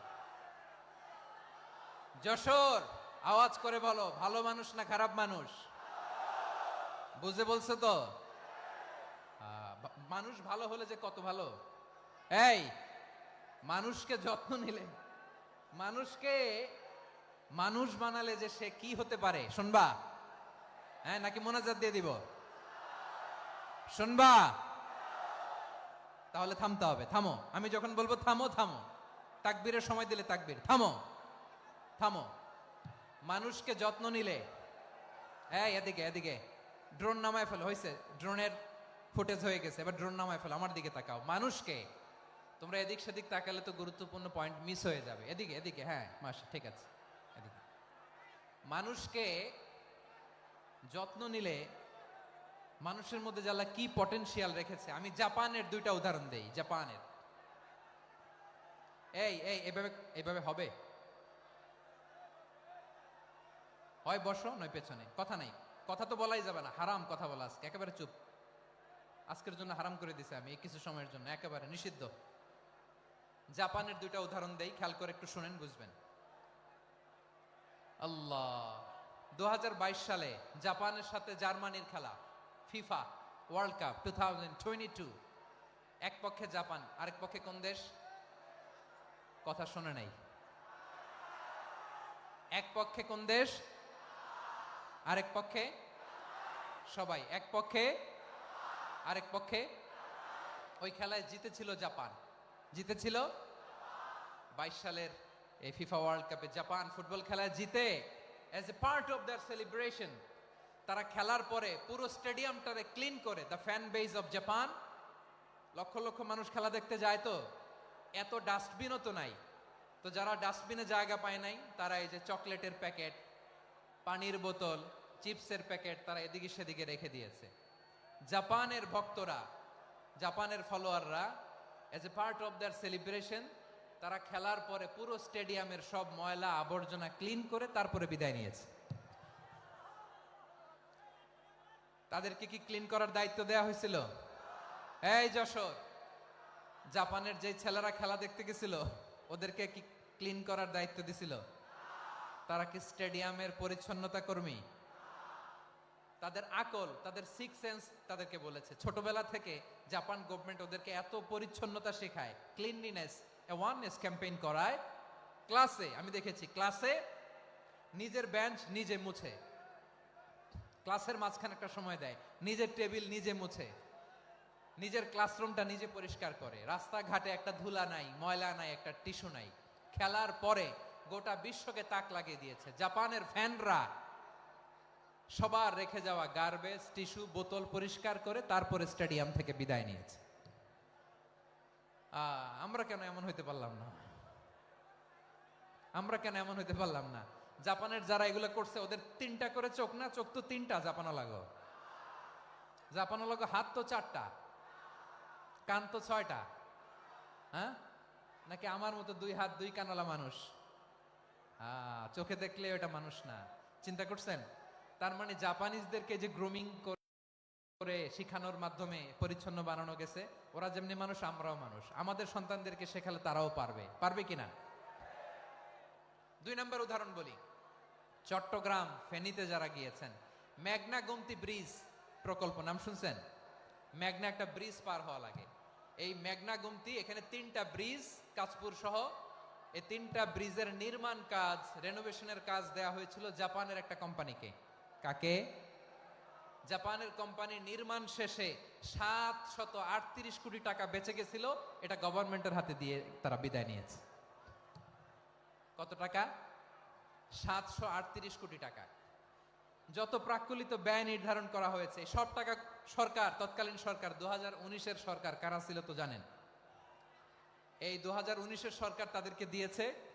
তারা রিনোভেশন নির্মাণ শেষে 738 কোটি টাকা অতিরিক্ত বেঁচে গেছিল, এটা আবার গভর্নমেন্টের হাতে বুঝাই দিয়ে তারা বিদায় নিচ্ছে। আমরা কেন এমন হইতে পারলাম না? জাপানের ওরাও মানুষ, আমরাও মানুষ। তার মানে মানুষে মানুষে পার্থক্য আছে না নাই? আচ্ছা, জাপানের 2টা উদাহরণ দিলাম, এবার আমার দেশের 2টা উদাহরণ দিব না? বাংলাদেশের 2টা উদাহরণ দিই। 1 নম্বর উদাহরণ, গত সপ্তাহে আপনারা জানেন কক্সবাজার আমার একটা প্রোগ্রাম ছিল, তো হেলিকপ্টারে গিয়েছিলাম। ফেনী জেলা যখন পার হচ্ছি, আমি দেখলাম 3টা উইন্ড মিল। উইন্ড মিল চিনেন তো? বিশাল পিলার, 3টা 4টা পাখা থাকে। বায়ু বিদ্যুৎ কেন্দ্র, বাংলাদেশের প্রথম বায়ু বিদ্যুৎ কেন্দ্র এটা। মুহুরী প্রজেক্ট বলে এটার, সম্ভবত মুহুরী প্রজেক্ট। তো সাগরের বাতাসের ঝাপটায় এটা ঘুরে এনার্জি হয়, ইলেকট্রিসিটি উৎপাদন হয়। তো আমি পাইলটকে বললাম, ভাই এগুলো থেকে কেমন ইলেকট্রিসিটি উৎপাদন হয়? কয়, হুজুর একটু হয় না, কিছুই হয় না। কিছুই হয় না মানে? বলে, হুজুর বাংলাদেশে যত উইন্ড মিল আছে, এটার পাখা একটাও ঘুরে না। আল্লাহ, বলেন কি? তাহলে এই যে কোটি কোটি টাকা ব্যয় করে যে উইন্ড মিল, কয় হুজুর ভিতরে ফিটফাট, উপরে ফিটফাট, ভিতরে সদরঘাট। তার মানে কোটি কোটি টাকা দিয়ে এই উইন্ড মিল বানায়, এখানে কিছু নাই। দুর্নীতির আড্ডাখানা, আখড়াখানা বাংলাদেশ, ঠিক কিনা বলেন? হায় রে, জাপানিজরাও মানুষ, আমরাও মানুষ। আমার এক নিকটাত্মীয় সরকারি চাকরিজীবী, উনি আমাকে বললেন, বাংলাদেশের আরেকটা উদাহরণ দেখি। উনি আমাকে বললেন যে প্রতি বছর আমাদের অফিসের ফার্নিচার চেঞ্জ করে। আমি বললাম, প্রতি বছর ফার্নিচার চেঞ্জ করে কেন? বলে যে ফার্নিচার নতুন পারচেজ করলেই তো এখানে টাকা, নতুন কিনতে পারলেই টাকা, নতুন উন্নয়নের সবক শোনাতে পারলেই টাকা। প্রথম আলোর রিপোর্ট। কি আলো? প্রথম আলোর রিপোর্ট। গত 15 বছরে উন্নয়নের নামে লুটপাট হয়েছে প্রায় 3.25 লাখ কোটি টাকা। কার রিপোর্ট? আমাদের বানানো কথা? প্রথম আলোর রিপোর্ট। গত 15 বছরে কারা ছিল জানেন তো? হ্যাঁ, শুধু ওনাদেরকেই দোষ দিয়ে লাভ নাই। স্বাধীনতার পর থেকে শুধু শাসকের হাত বদল হয়েছে, আমরা কিছু পাই নাই, ঠিক কিনা বলেন? শুধু ওনাদের দোষ দিয়ে কি লাভ? একদল খাইছে, আরেক দল খাওয়ার জন্য রেডি হয়ে আছে। আমরা এরকম চাই না। আমরা চাই স্বাধীন সার্বভৌম বাংলাদেশ। আমরা চাই দুর্নীতিমুক্ত বাংলাদেশ। আমি নিউজটা যে কতবার বললাম, এটা কি সম্ভব? 3.25 কোটি টাকা লুটপাট, মানে লুটপাট করতে করতে এদেশের জনগণকে ফুটপাতে বসায় দিচ্ছে। প্রিয় ভাইয়েরা, তাহলে জাপানের মানুষও মানুষ, আমরাও মানুষ। সিদ্ধান্ত আপনার, কোন মানুষ হবেন, ভালো মানুষ না খারাপ মানুষ? আজকের আলোচনার বিষয় হচ্ছে মানব সম্পদের উন্নয়ন, human resource development. It's a process to increase the capacity of knowledge, skill, capacity of the people of a country. একটা দেশের মানুষের জ্ঞান, তাদের দক্ষতা কি করে বাড়ানো যায়, বাড়িয়ে দেশের উন্নয়ন করানো যায়, এটাই হচ্ছে মানব সম্পদ উন্নয়নের মূল কথা। তাহলে মানব সম্পদ হচ্ছে একটা দেশের সবচাইতে শক্তিশালী পুঁজি। প্রাকৃতিক সম্পদ, খনিজ সম্পদের চেয়েও দামি হচ্ছে মানব সম্পদ। আমার প্রিয় যশোর, প্রাকৃতিক সম্পদ, খনিজ সম্পদের চেয়ে দামি সম্পদ কি সম্পদ? আল্লাহ তাআলা দয়া করে আমাদেরকে এই মানব সম্পদ দিয়েছেন। আসুন আমাদের এই মানুষগুলোকে আমরা সোনার মানুষ বানাই। রাজি আছেন তো সবাই? রাজি আছেন? মানুষ পারে না এমন কোনো কিছু নাই, চাইলে সব পারে। এজন্য মানুষকে তারবিয়া দিতে হবে, যথাযথভাবে তাদেরকে গড়তে হবে। আসুন আমরা সিরাতের আয়নায় বিশ্বনবীর জীবনী থেকে দেখি তিনি কিভাবে হিউম্যান রিসোর্সকে ম্যানেজ করতেন। যদি আপনাদের সময় হয়, দু একটা উদাহরণ দিয়ে আজকে আমি আমার আলোচনার বিদায় নিব। হবে সময় হবে কয়েক মিনিট? হ্যাঁ, শান্ত থাকবেন তো? শান্ত থাকবা? হ্যাঁ, ঠিক আছে। এই ধাক্কার মধ্যে ঢুকছে, এবার মজা বুঝতেছো তো? হ্যাঁ, মানা করছিলাম না? ঠিক আছে, টের পাও। হ্যাঁ, ঠিক আছে। যে আওয়াজ করবে আমি ওকে দেখতেছি, কে কে আওয়াজ করে দেখতেছি। শেষ কথা, শেষের দিকে চলে আসছি। বিষ্ণু ইসলাম কিভাবে হিউম্যান রিসোর্সকে ম্যানেজ করতেন, মজার কথা আছে কয়েকটা, বলে বিদায় নিব। বিশ্বনবী কিভাবে এই মানব সম্পদকে ম্যানেজ করতেন? বিশ্বনবী, he was a very good talent hunter, চৌকস ট্যালেন্ট হান্টার ছিল। কার মধ্যে কি ট্যালেন্ট আছে দেখলেই বুঝে ফেলতেন। সুবহানাল্লাহ পড়বেন না? কি নবী আমরা পেয়েছি! He was a very good talent hunter. আমার নবী, তিনি চৌকস ট্যালেন্ট হান্টার ছিলেন। কার মধ্যে কি প্রতিভা বের করতেন, ওই প্রতিভাকে ইসলামের কল্যাণে কাজে লাগাতেন। সুবহানাল্লাহ বলেন। যাকে যেই জায়গায় সেট করলে ভালো হবে তাকে ওই জায়গায় সেট করতেন। কয়েকজন সাহাবীর জীবনী শোনাই। আবু মাহজুরা রাদিয়াল্লাহু তাআলা আনহু, মক্কার মুয়াজ্জিন, আগে ছিল মুশরিক, পরে হইছে মুমিন। উনি কিভাবে মুমিন হইলেন এই ঘটনাটা একটু আপনাদের শোনাতে চাই। তা আপনাদের তো সময় নাই হাতে। হ্যাঁ, সময় আছে? এই জেনজি শেষ করে দিল আজকের প্রোগ্রামটা। 1 ঘন্টা ধাক্কা ধাক্কি করে কেমনে দাঁড়ায় আছে আমি বুঝলাম না।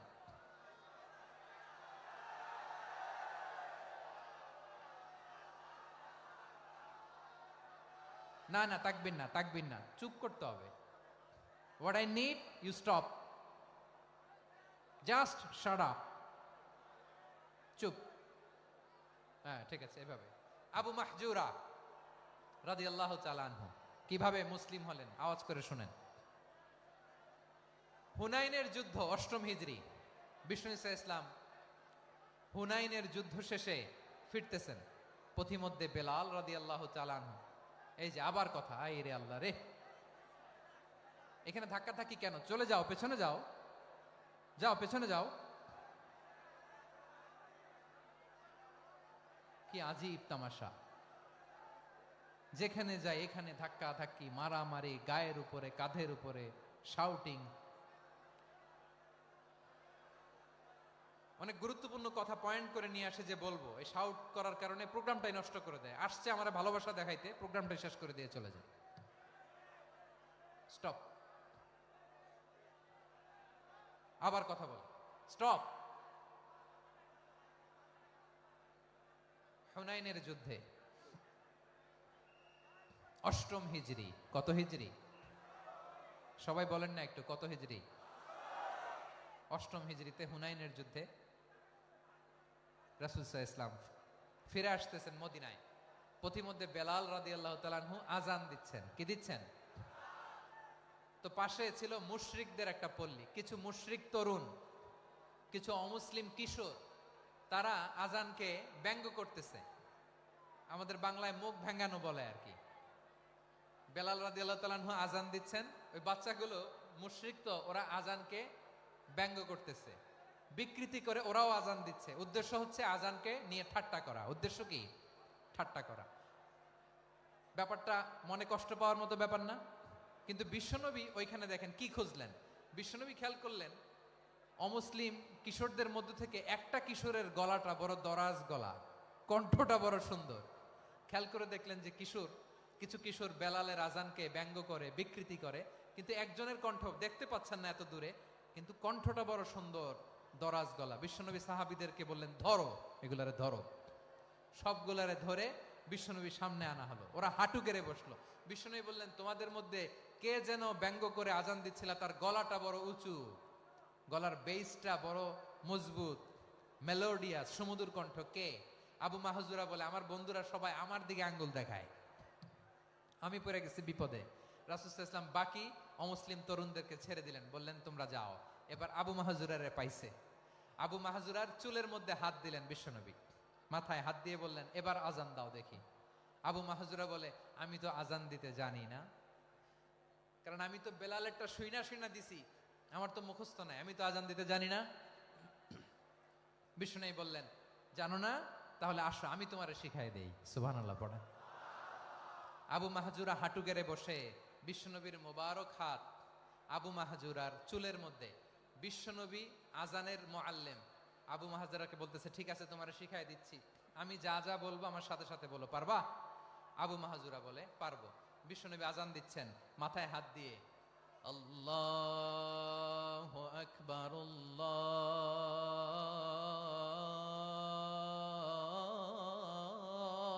আল্লাহু আকবার।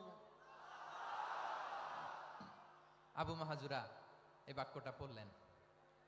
বিশ্বনবী দ্বিতীয় বাক্য পড়তে আরম্ভ করলেন, আল্লাহু আকবার,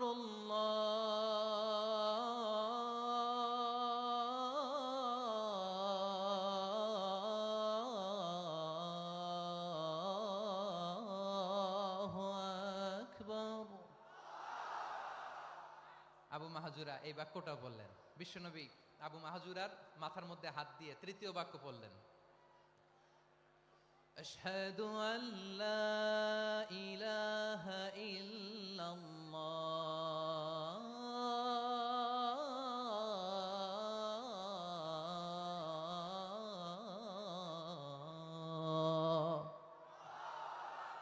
আবু মাহজুরা তৃতীয় বাক্য পড়লেন। বিশ্বনবী একটা বাক্য পরে আবু মাহজুরা পরে, বিশ্বনবী পরে আবু মাহজুরা পরে। আবু মাহজুরা কিন্তু অমুসলিম, মুশরিক।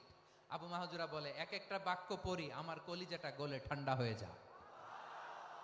এতদিন মোহাম্মদকে গালি দিতাম, এখন মোহাম্মদ আমার মাথায় যখন হাত রাখছে আমার সারা শরীর ঠান্ডা হয়ে গেছে। বিশ্বনবী আজান শিখাচ্ছেন, একটা একটা বাক্য পড়ে আবু মাহজুরাও পড়ে, বিশ্বনবী পড়ে, আবু মাহজুরাও পড়ে। পুরো বাক্যগুলো যখন শেষ, আজান শেষ, আবু মাহজুরাও যখন পুরো আজান পড়লেন, আবু মাহজুরা বললেন, এতদিন মোহাম্মদের চেহারা দেখলে আমার ঘৃণা লাগতো, আজ থেকে মোহাম্মদের চেহারার চেয়ে প্রিয় চেহারা আমার কাছে নাই। আবু মাহজুরা বললেন, ও মুহাম্মদ, আজানের বাক্য তো আপনি আমারে শেখালেন, এখানেই শেষ করবেন না, আপনি আমারে পড়ায় দেন, লা ইলাহা ইল্লাল্লাহু মুহাম্মাদুর রাসূলুল্লাহ সাল্লাল্লাহু আলাইহি ওয়াসাল্লাম। বিশ্বনবীর সাথে দাঁড়িয়ে উনি শাহাদা পড়ে মুসলমান হয়ে গেলেন। এবার আবু মাহজুরা বলে, ইয়া রাসূলুল্লাহ, ইয়া হাবিবাল্লাহ, আমি মুমিন হয়েছি, মুসলমান হয়েছি, আপনার কাছ থেকে আজান শিখার সৌভাগ্য আমি লাভ করেছি গো নবী। আমার কণ্ঠের বড় তারিফ করেছেন আপনি, আমার আজানকে আপনি পছন্দ করেছেন। একটা জিনিস আপনার কাছে চাই, আপনি আমাকে মক্কার মসজিদুল হারামের মুয়াজ্জিন হিসেবে অ্যাপয়েন্ট করে দেন। বিষ্ণু ইসা ইসলাম বললেন, যাও আবু মাহজুরা, আমি তোমাকে পৃথিবীর শ্রেষ্ঠতম মসজিদ মক্কার মসজিদুল হারামের মুয়াজ্জিন হিসেবে অ্যাপয়েন্ট করে দিলাম। দেখছেন কিভাবে ট্যালেন্ট হান্টিং করতে হয়, কিভাবে হিউম্যান রিসোর্স মানব সম্পদকে ব্যবহার করতে হয়। আসছিল আজানকে ভেঙ্গাইতে। আসছিল কেন? আজানকে ব্যঙ্গ করার জন্য, বিকৃত করার জন্য। আজানকে বিকৃত করতে যে ইসলামের সবচেয়ে শ্রেষ্ঠ মসজিদের মুয়াজ্জিন হয়ে গেল। পড়েন সুবহানাল্লাহ।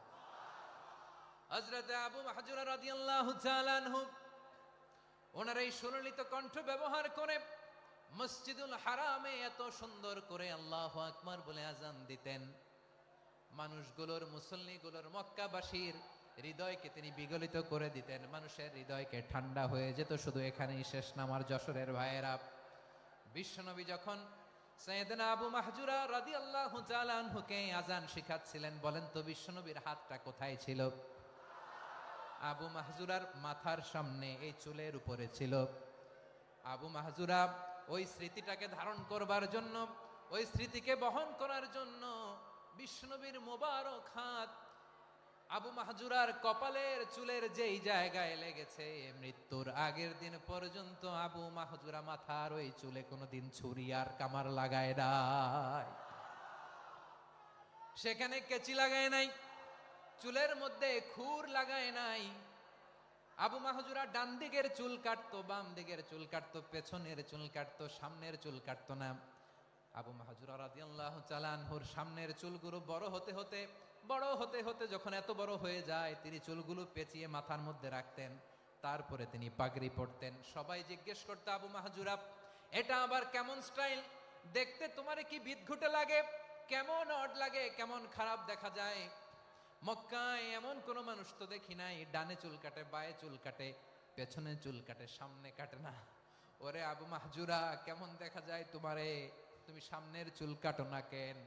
আবু মাহজুরা বলে, আমি হাঁটু গেড়ে পেয়ারা নবীর সামনে বসেছিলাম, আমার এই মাথার চুলের মধ্যে মুবারক হাত লাগিয়ে বিশ্বনবী নিজে আমাকে আজানের প্রতিটা বাক্য শিক্ষা দিয়েছেন। বিশ্বনবীর মোবারক হাত, পবিত্র হাত আমার মাথার চুলের যেই জায়গায় লেগেছে, আমি চাই ওই চুলগুলা নিয়ে আমি আমার কবরের ভিতরে যাব। সাইয়েদনা আবু মাহজুরা রাদিয়াল্লাহু তাআলা আনহু ইন্তেকালের আগের পর্যন্ত মাথার সামনের চুলগুলা কাটে নাই। মাথার সামনের চুল তিনি কাটেন নাই। সুবহানাল্লাহি বিহামদি। কেমন ভালোবাসতেন বিশ্বনবী সাহাবীদেরকে, সাহাবারা কেমন ভালোবাসতেন বিশ্বনবীকে। সামনের চুলগুলো বড় হতে হতে এত বড় ছিল, পেঁচিয়ে রেখে পাগড়ি পরতেন, কাটতেন না। নবীর হাত লেগেছিল। সুবহানাল্লাহ পড়েন। তাহলে what is the lesson? Moral of the story কি? মোরাল অফ দ্য স্টোরি হচ্ছে, আসছিল আজানকে ব্যঙ্গ করার জন্য, বিকৃত করার জন্য, হয়ে গেল মসজিদুল হারামের মুয়াজ্জিন। দেখেন বিশ্বনবী একটা খারাপ সিচুয়েশনের মধ্যে থেকে কি ভালো জিনিস বের করে আনলেন। আমি যে শুরুতে বলেছি কিভাবে তিনি হিউম্যান রিসোর্সকে ডেভেলপ করেছেন, ম্যানেজ করেছেন। তিনি যে চৌকস ট্যালেন্ট হান্টার ছিল, দেখেন সবার মধ্যে থেকে এরে বাছাই করে মুয়াজ্জিন বানাই দিয়েছেন। সুবহানাল্লাহ পড়েন। তার মানে এই না সবাইরে ধরে ধরে উনি মুয়াজ্জিন বানাইছেন। যার যেই ট্যালেন্ট আছে তাকে ওই কাজে অ্যাসাইন করেছেন।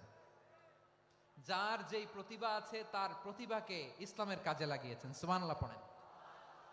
যায়েদ বিন সাবিত রাদিয়াল্লাহু তাআলা আনহু নাম শুনেছেন? যশোর কথা বেরোয় না। যদি জিগায় সালমান খানের নাম শুনছেন, সবাই হাত তুলবে, জি হুজুর শুনছি, মানে সব দেখা শেষ। সালমান খান, আমির খান, অমুক খান, সব খান মুখস্থ, কিন্তু যায়েদ বিন সাবিতের নাম মুখস্থ নাই মুসলমানদের।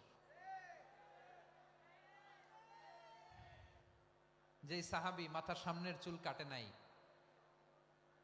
মসজিদুল হারামের মুয়াজ্জিন বানাইছেন বিশ্বনবী, সাহাবীর নাম কি? খায়া ফেলাইছে, স্লোগানের সাথে খায়া ফেলাইছে। আবু মাহজুরা। কি নাম? আবু মাহজুরা আল জুমাহি রাদিয়াল্লাহু তাআলা আনহু। এই নামটা আজকে নিয়ে যাইতে হবে যশোর। আবু মাহজুরা রাদিয়াল্লাহু তাআলা আনহু। 2 নম্বরে বলছিলাম যায়েদ বিন সাবিত রাদিয়াল্লাহু তাআলা আনহু। বিশ্বনবী দেখলেন মদিনার এই আনসারী সাহাবী হাইলি ট্যালেন্টেড, ইন্টেলেকচুয়াল, মেরিটোরিয়াস, জ্ঞানের প্রতি তার আকর্ষণ, মারাত্মক আকর্ষণ। বিশ্বনবী তাকে দায়িত্ব দিলেন, কোরআন যা নাজিল হয় তুমি লিখো, কাতিবুল ওহী বানায় দিলেন। সুবহানাল্লাহ। যায়েদ বিন সাবিতরে আবার আজান শিখান নাই, কারণ তার মধ্যে বিশ্বনবী প্রতিভা দেখেছেন, একাডেমিক প্রতিভা, বিশ্বনবীর একাডেমিক প্রজেক্টগুলো তিনি হ্যান্ডেল করতেন। যায়েদ বিন সাবিত ছিল বিশ্বনবীর ব্যক্তিগত সচিব। কি ছিল? ব্যক্তিগত সচিব, বোঝেন নাই? বিশ্বনবীর ব্যক্তিগত সচিব এবং দোভাষী। ইহুদিরা কিছু লিখে দিলে এটার অর্থ বিশ্বনবীরে বুঝায় দিতেন। আবার ইহুদিদের কাছে কিছু লিখতে হলে তিনি লিখে দিতেন। বিশ্বনবী একদিন বললেন, ইন্নী ওয়াল্লাহি মা আমানু ইয়াহুদা আলা কিতাব। ইহুদিরা যে চিঠি পাঠায় অর্থ তো বুঝি না, আরেক ইহুদি আইনে অর্থ করা লাগে। আবার ইহুদিদের কাছে কিছু লিখে পাঠাইতে চাইলে আমরা তো লিখতে পারি না, ইহুদিরে দিয়ে লেখা লাগে। ওরা যে পয়রা শোনায় লিখে দেয়, আমি ওদের বিশ্বাস করি না। আমার নিজের একজন লোক দরকার। বিশ্বনবী এই যায়েদ বিন সাবিতকে চুজ করলেন ল্যাঙ্গুয়েজের জন্য। উনি বললেন, যায়েদ, তোমার সফট স্কিলকে ডেভেলপ করতে হবে, তুমি হিব্রু ল্যাঙ্গুয়েজ শিখে ফেলো। যায়েদ বিন সাবিত বলল, বিশ্বনবীর মোটিভেশন আর ইন্সপিরেশন পেয়ে আমি 15 দিনে ইহুদিদের এই হিব্রু ল্যাঙ্গুয়েজ শিখে ফেললাম। শুধু শিখে ফেললাম না, হাত্তা হাদিকতু, even I became master in the language. এই ভাষা আমি পারদর্শী হয়ে গেলাম। এরপরে ইহুদিরা চিঠি লিখে পাঠালে আর কোনো ইহুদি ডাকা লাগতো না, আমি নবীর এটার অর্থ শুনে পরে বুঝায় দিতাম। আবার ইহুদিদের কাছে চিঠি লেখা লাগলে আমি যায়েদ বিন সাবিত চিঠি লিখে দিতাম। সুবহানাল্লাহ। দেখেন, এত সাহাবীর মধ্য থেকে বিশ্বনবীর একাডেমিক প্রজেক্ট, ব্যক্তিগত সচিব, দোভাষী হিসেবে তিনি যায়েদ বিন সাবিতের মতো তরুণকে নির্বাচিত করেছেন। কেমন ট্যালেন্ট হান্টার ছিল আমার নবী! সুবহানাল্লাহ পড়বেন না? বিশ্বনবীর ইন্তেকালের পরে সাইয়েদনা আবু বকর রাদিয়াল্লাহু তাআলা আনহু যখন খলিফা হয়ে আসলেন, কোরআনকে সংকলনের দায়িত্ব দেয়া লাগবে, কোন সাহাবীকে দিবেন? সব সাহাবারা মিলে পরামর্শ করলেন। সাইয়েদনা আবু বকর, ওমর সবাই মিলে এই বিশাল কোরআন সংকলনের গুরু দায়িত্ব বিশ্বনবীর ব্যক্তিগত সচিব, বিশ্বনবীর দোভাষী, বিশ্বনবীর সিলেক্ট করাই লোক যায়েদ ইবনে সাবিত রাদিয়াল্লাহু তাআলা আনহুকে দিয়েছে। কোরআনের কপি তো আজকে এখানে রাখে নাই। এই যে আজকের যে কোরআন পড়েন, এটা আগে এরকম ছিল না। কোরআন নাজিল হলে সাহাবারা চামড়ার, ওটের চামড়ায় লিখে ফেলতো, ওটের চ্যাপ্টা হাড্ডির মধ্যে লিখে ফেলতো, গাছের গুড়ির মধ্যে লিখে ফেলতো। বিভিন্ন জনের কাছে ছড়ানো ছিটানো ছিল। আবু বকর রাদিয়াল্লাহু তাআলা আনহু একসাথে করলেন, পরবর্তীতে উসমান রাদিয়াল্লাহু তাআলা আনহু একসাথে করলেন। 114 সূরার এখন এই মুসহাফ, এই কম্পাইলেশন, এই কপি আমরা পেয়েছি, যার হিউজ কন্ট্রিবিউশন ছিল। এই পুরো কোরআন কম্পাইলেশনের প্রজেক্ট ম্যানেজার ছিল যায়েদ বিন সাবিত রাদিয়াল্লাহু তাআলা। কোরআন কম্পাইলেশনের প্রজেক্ট ম্যানেজার। দেখেন, ওনারে মাথায় হাত দিয়ে আজান শিখায় নাই। সুবহানাল্লাহ কইবেন না? তাহলে প্রথম সাহাবী আবু মাহজুরাকে মুয়াজ্জিন বানাইলেন, যায়েদ বিন সাবিতকে ব্যক্তিগত সচিব আর দোভাষী বানালেন, মুসআব ইবনে উমাইর রাদিয়াল্লাহু তাআলা আনহুকে ইসলামের প্রথম অ্যাম্বাসেডর বানালেন। তাহলে তৃতীয় নাম্বার একজন সাহাবীর নাম বলছি, মুসআব ইবনে উমাইর। মুসআব কি নাম? নামটা কেমন লাগে? এই কয়েকজনের ভাল লাগে, বাকিদের ভাল লাগে না? ভাল লাগে? এই এই আর কয়েকটা মিনিট দেওয়া যাবে না আমাকে আল্লাহর রাস্তে? হ্যাঁ, ঠিক আছে। আমি তোমাদেরকে ভালোবাসা দেখাবো, দোয়া করব, যদি চুপ থাকো, একেবারে চুপ, কষ্ট সহ্য করো, বাকিরে যা সওয়াব পাবে তোমরা ডবল পাবা, যেহেতু কষ্ট বেশি, কিন্তু চুপ।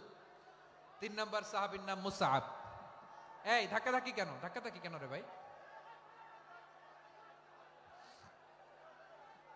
না না না, এরকম হইলে আসবো না যশোর, আমি আর আসবো না। হয় পিছনে চলে যাও, নাহলে চুপ, ধাক্কাধাক্কি নাই। 3 নাম্বার সাহাবীর নাম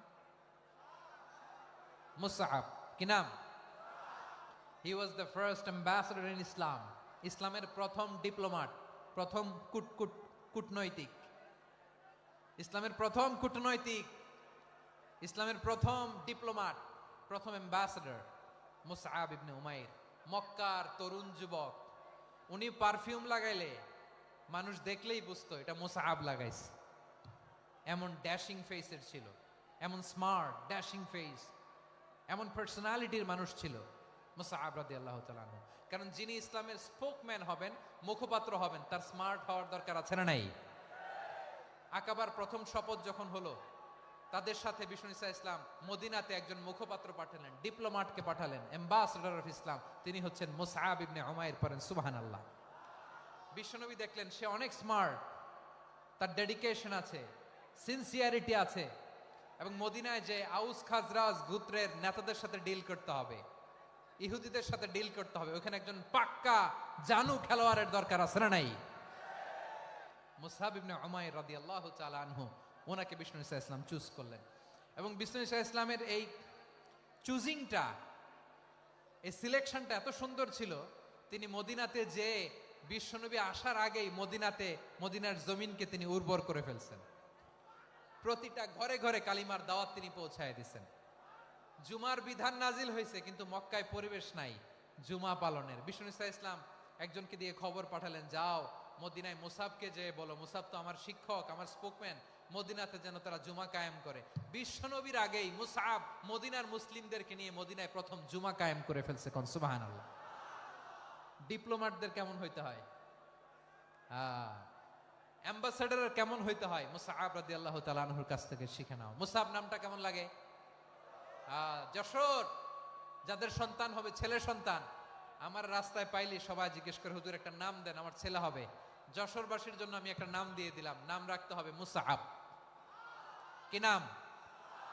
নামটা যাদের ভাল লাগে, ছেলে সন্তান অনাগত আসবে, মনে চাইলে নাম রেখে দিবেন মুসআব রাদিয়াল্লাহু তাআলা আনহুর নামে মুসআব। তাহলে মুসআব রাদিয়াল্লাহু তাআলা আনহুকে বিশ্বনবী ল্যাঙ্গুয়েজ শিখান নাই, সফট স্কিল শিখান নাই। যায়েদ রাদিয়াল্লাহু তিনি হিব্রু ল্যাঙ্গুয়েজ শিখেছেন, সুরিয়ানি শিখেছেন, কিন্তু মুসআবকে তিনি বানিয়েছেন the spokesman of Islam, the first diplomat, the ambassador of Islam. সুবহানাল্লাহ পড়বেন না? আব্দুল্লাহ ইবনে আব্বাস রাদিয়াল্লাহু তাআলা আনহু বিশ্বনবীর কাজিন, চাচাতো ভাই। আবার মাইমুনা রাদিয়াল্লাহু তাআলা আনহু, মাইমুনা নবীর স্ত্রী, তিনি ছিলেন আব্দুল্লাহর আপন খালা।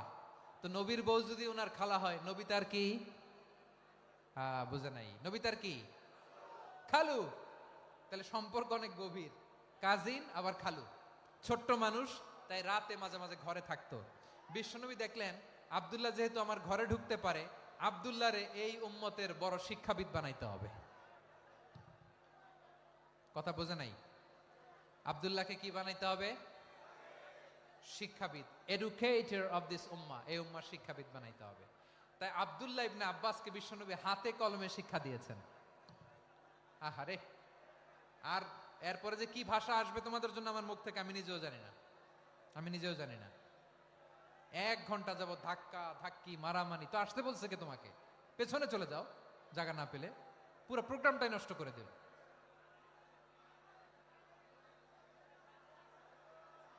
জি, আমার দিকে তাকান, আমি শেষ করে দিচ্ছি। হবে না, ইন্টেলেকচুয়াল আলোচনা এখানে হবে না, আমি বুঝতে পারছি, আমি শেষ করে দিচ্ছি।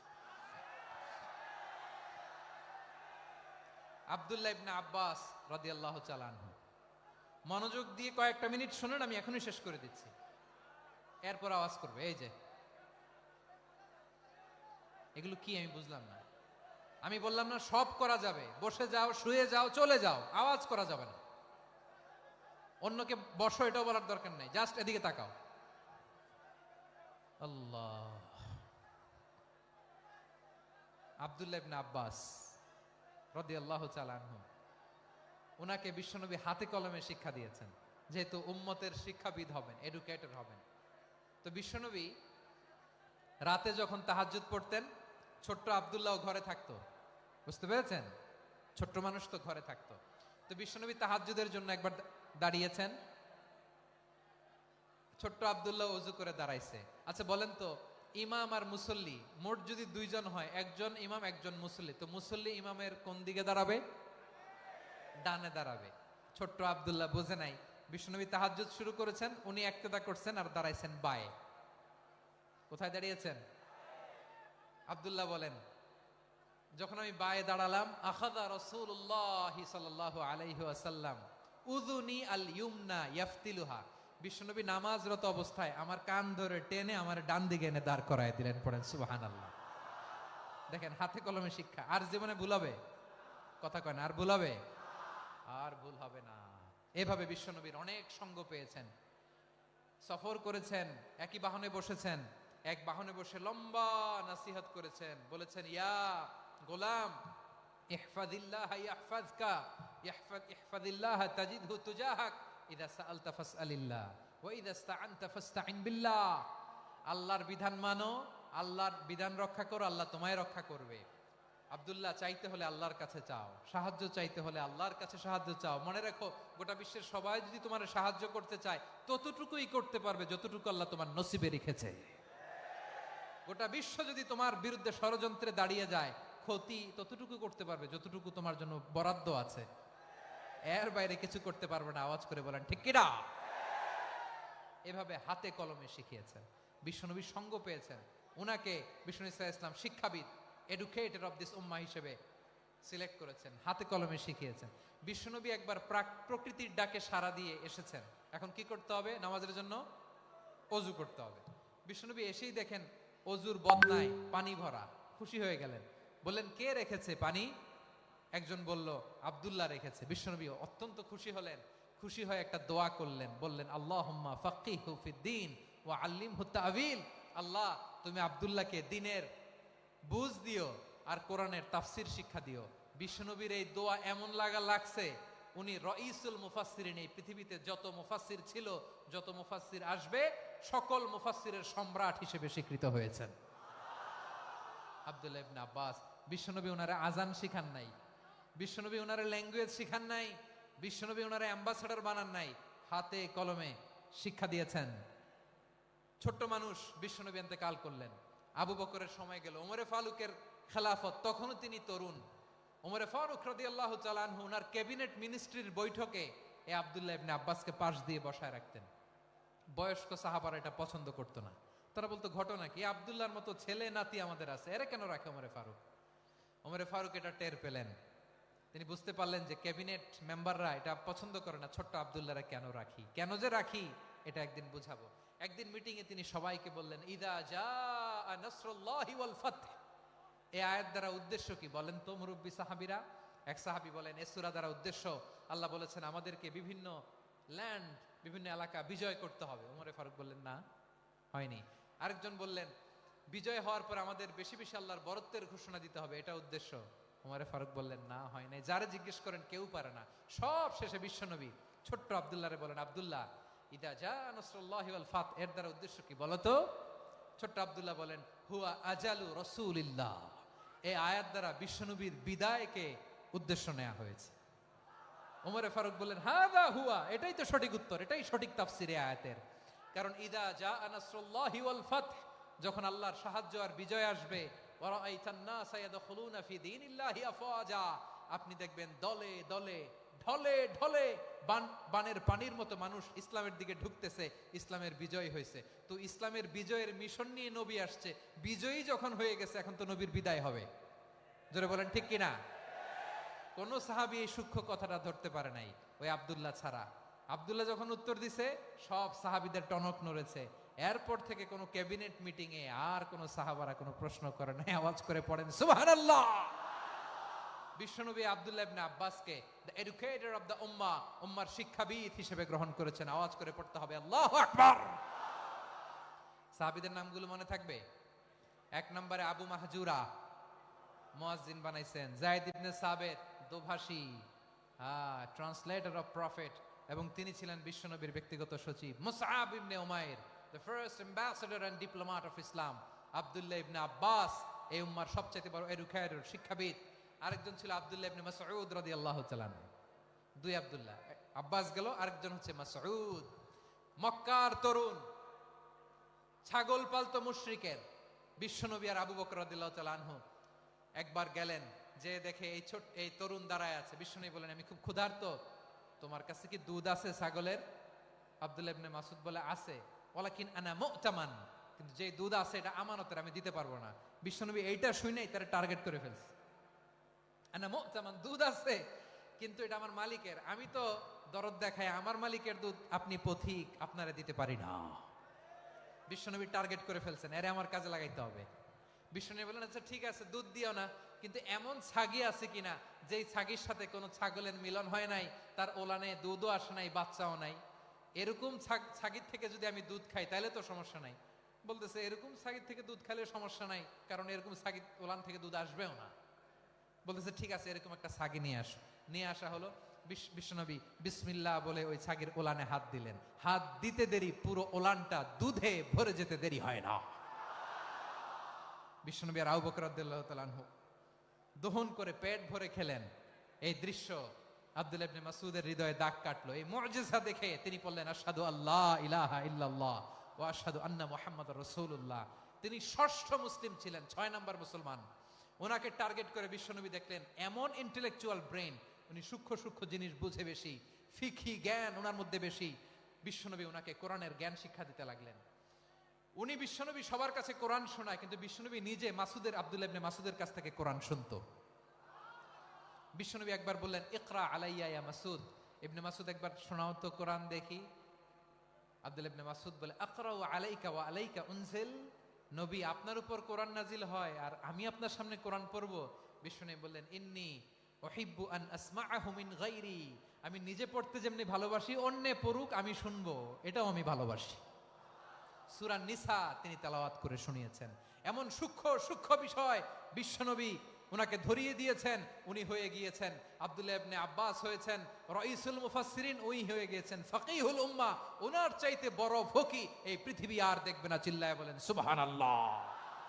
উনি বলতেন, ওয়াল্লাহি ওয়াল্লাহি ইল্লাযী লা ইলাহা গায়রু মা উনজিলাত সূরাতুন ইল্লা ওয়া আনা আ'লামু আইনা উনজিলাত ওয়া ফীমা উনজিলাত। বিশ্বনবী এমন ভাবে কোরআনের দার্স আমাকে দিয়েছেন, কোরআনে যত সূরা নাজিল হয়েছে, যেখানে নাজিল হোক না কেন আমি জানি এটা কোথায় নাজিল হয়েছে এবং কোন প্রেক্ষাপটে নাজিল হয়েছে। এমন একটা সূরা নাই যে সূরার কোথায় নাজিল হয়েছে আমি মাসুদের জানা নাই, কোন প্রেক্ষাপটে নাজিল হয়েছে আমার জানা নাই। এরকম ঘটবে না। চিল্লায় বলেন আল্লাহু আকবার। এই আব্দুল্লাহ ইবনে মাসউদ রাদিয়াল্লাহু তাআলা আনহু ওমরে ফারুকের সময় কুফার চিফ জাস্টিস ছিলেন। কুফা নগরীর চিফ জাস্টিস। চিফ জাস্টিস বুঝেন নাই? বিচারপতি। কি ছিলেন? সবাই বলে নাই, কি ছিলেন? বিচারপতি ছিলেন। এবং ওনার যে ফিকহি জ্ঞানের ধারা, এটাই আলকামা, ইব্রাহিম আন-নাখাই, হাম্মাদ ইবনে সুলাইমান হয়ে ইমাম আবু হানিফা পর্যন্ত পৌঁছেছে। এবং ওনার ফিকহি জ্ঞানের ধারাই হানাফি মাযহাবে অ্যাকসেপ্ট হয়েছে। আজও এগুলো হানাফি মাযহাবে চর্চিত হয়। হানাফি মাযহাবের সব ফিক আব্দুল্লাহ ইবনে মাসউদের ফিকহি জ্ঞানের ধারা থেকে নেওয়া হয়েছে। চিল্লায় পড়েন সুবহানাল্লাহ। তাহলে উনাকে বিশ্বনবী বানিয়েছেন জুরিস্ট, আইনবিদ, ফাকিহ। উনারে আজান শিখান নাই। হিউম্যান রিসোর্স ডেভেলপমেন্ট কিভাবে করবেন, মানব সম্পদের উন্নয়ন কিভাবে করতে হয়, কিভাবে যার যেখানে প্রতিভা কাজে লাগাতে হয় উনি দেখিয়েছেন। সুবহানাল্লাহ পড়বেন না? খালিদ বিন ওয়ালিদ নাম শুনছেন? কে কে শোনেন নাই হাত তোলেন। কি ছিলেন? বীর যোদ্ধা ছিলেন খালিদ বিন ওয়ালিদ। কিন্তু তিনি ইসলাম ধর্ম গ্রহণ করেছেন অনেক দেরিতে, 8ম হিজরিতে। তার মানে 8ম হিজরির আগে উনি মুশরিকদের পক্ষে লড়াই করেছেন। ওনার হাতে কত মুসলিম সাহাবী যে নিহত হয়েছে হিসাব নাই। বিশ্বনবী টার্গেট করে রাখছে, তুমি আমাদের মুসলিমদের এত ক্ষতি করলা, তুমি যখন মুসলমান হবা তোমারে দিয়ে আমি এমন কাম করামু যে এটা আর কেউ করতে পারবে না। সুবহানাল্লাহ নাই? যশোর ক্লান্ত হয়ে গেছে।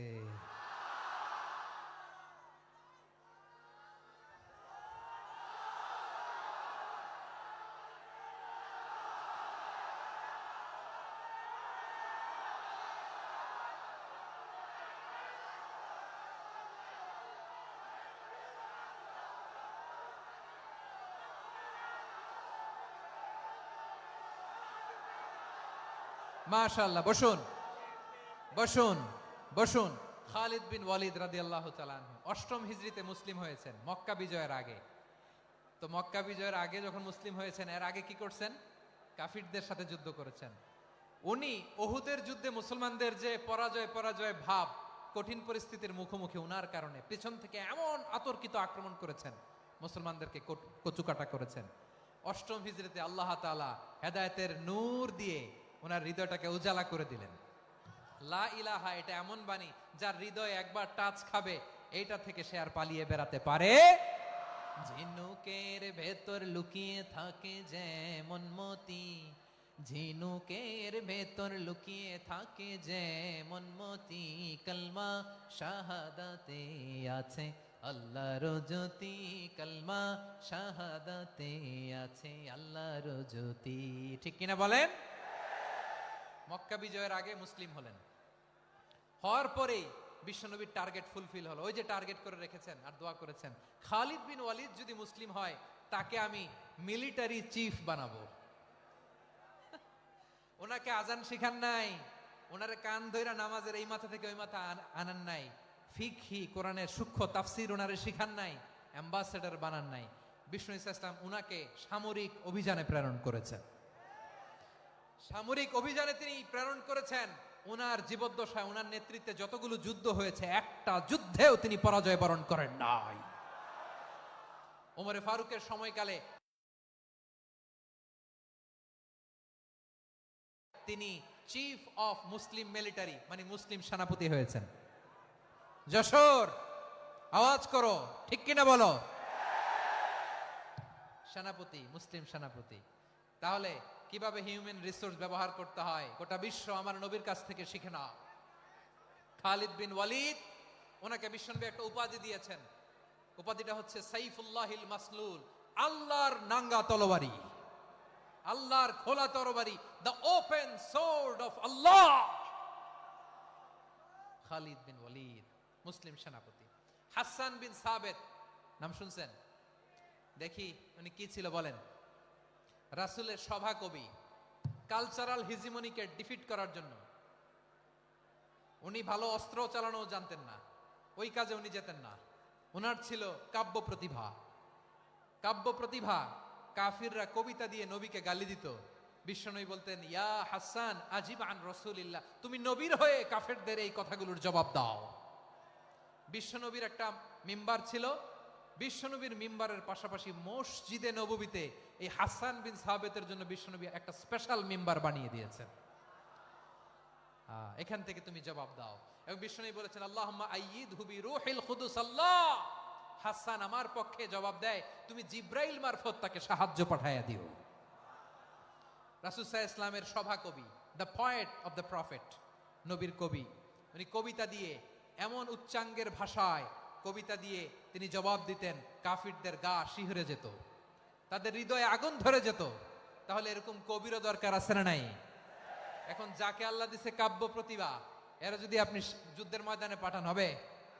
যারে দিছে সুরেলা গলা, এরা যদি অ্যাম্বাসেডর বানান হবে না। হাসান বিন সাবেত ছিলেন বিষ্ণু ইসলামের কবি। হুযায়ফা ইবনুল ইয়ামান বিশ্বনবীর গোয়েন্দা বিভাগের প্রধান। কিসের প্রধান? হুযায়ফা ইবনুল ইয়ামান। ওনার ছিল ডিটেকটিভ মাইন্ড, ডিটেকটিভ মাইন্ড, গোয়েন্দা বিভাগের প্রধান। এবং উনি হচ্ছেন সাহিবু সিররি রাসূলিল্লাহ, রাসূল সাল্লাল্লাহু আলাইহি ওয়াসাল্লামের গোপন তথ্যের ধারক বাহক।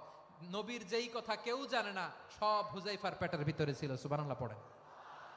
মদিনার যত ইহুদি, ইহুদিদের একটা লিস্ট ছিল। এই লিস্ট শুধু দুইজন জানতো, বিশ্বনবী আর হুযায়ফা। সুবহানাল্লাহ পড়বেন না?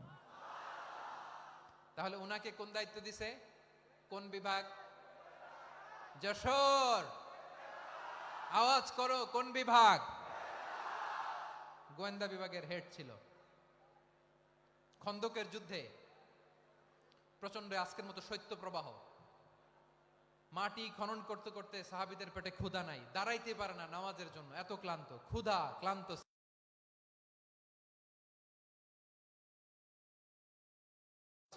বিশ্বনবী বললেন, কে আছো এই কঠিন শীত, এই ভয় আর ক্ষুধার মধ্যেও খন্দকের পরীক্ষার টপকে শত্রু শিবিরে যে আমাকে তথ্য দিবা? কে আছো?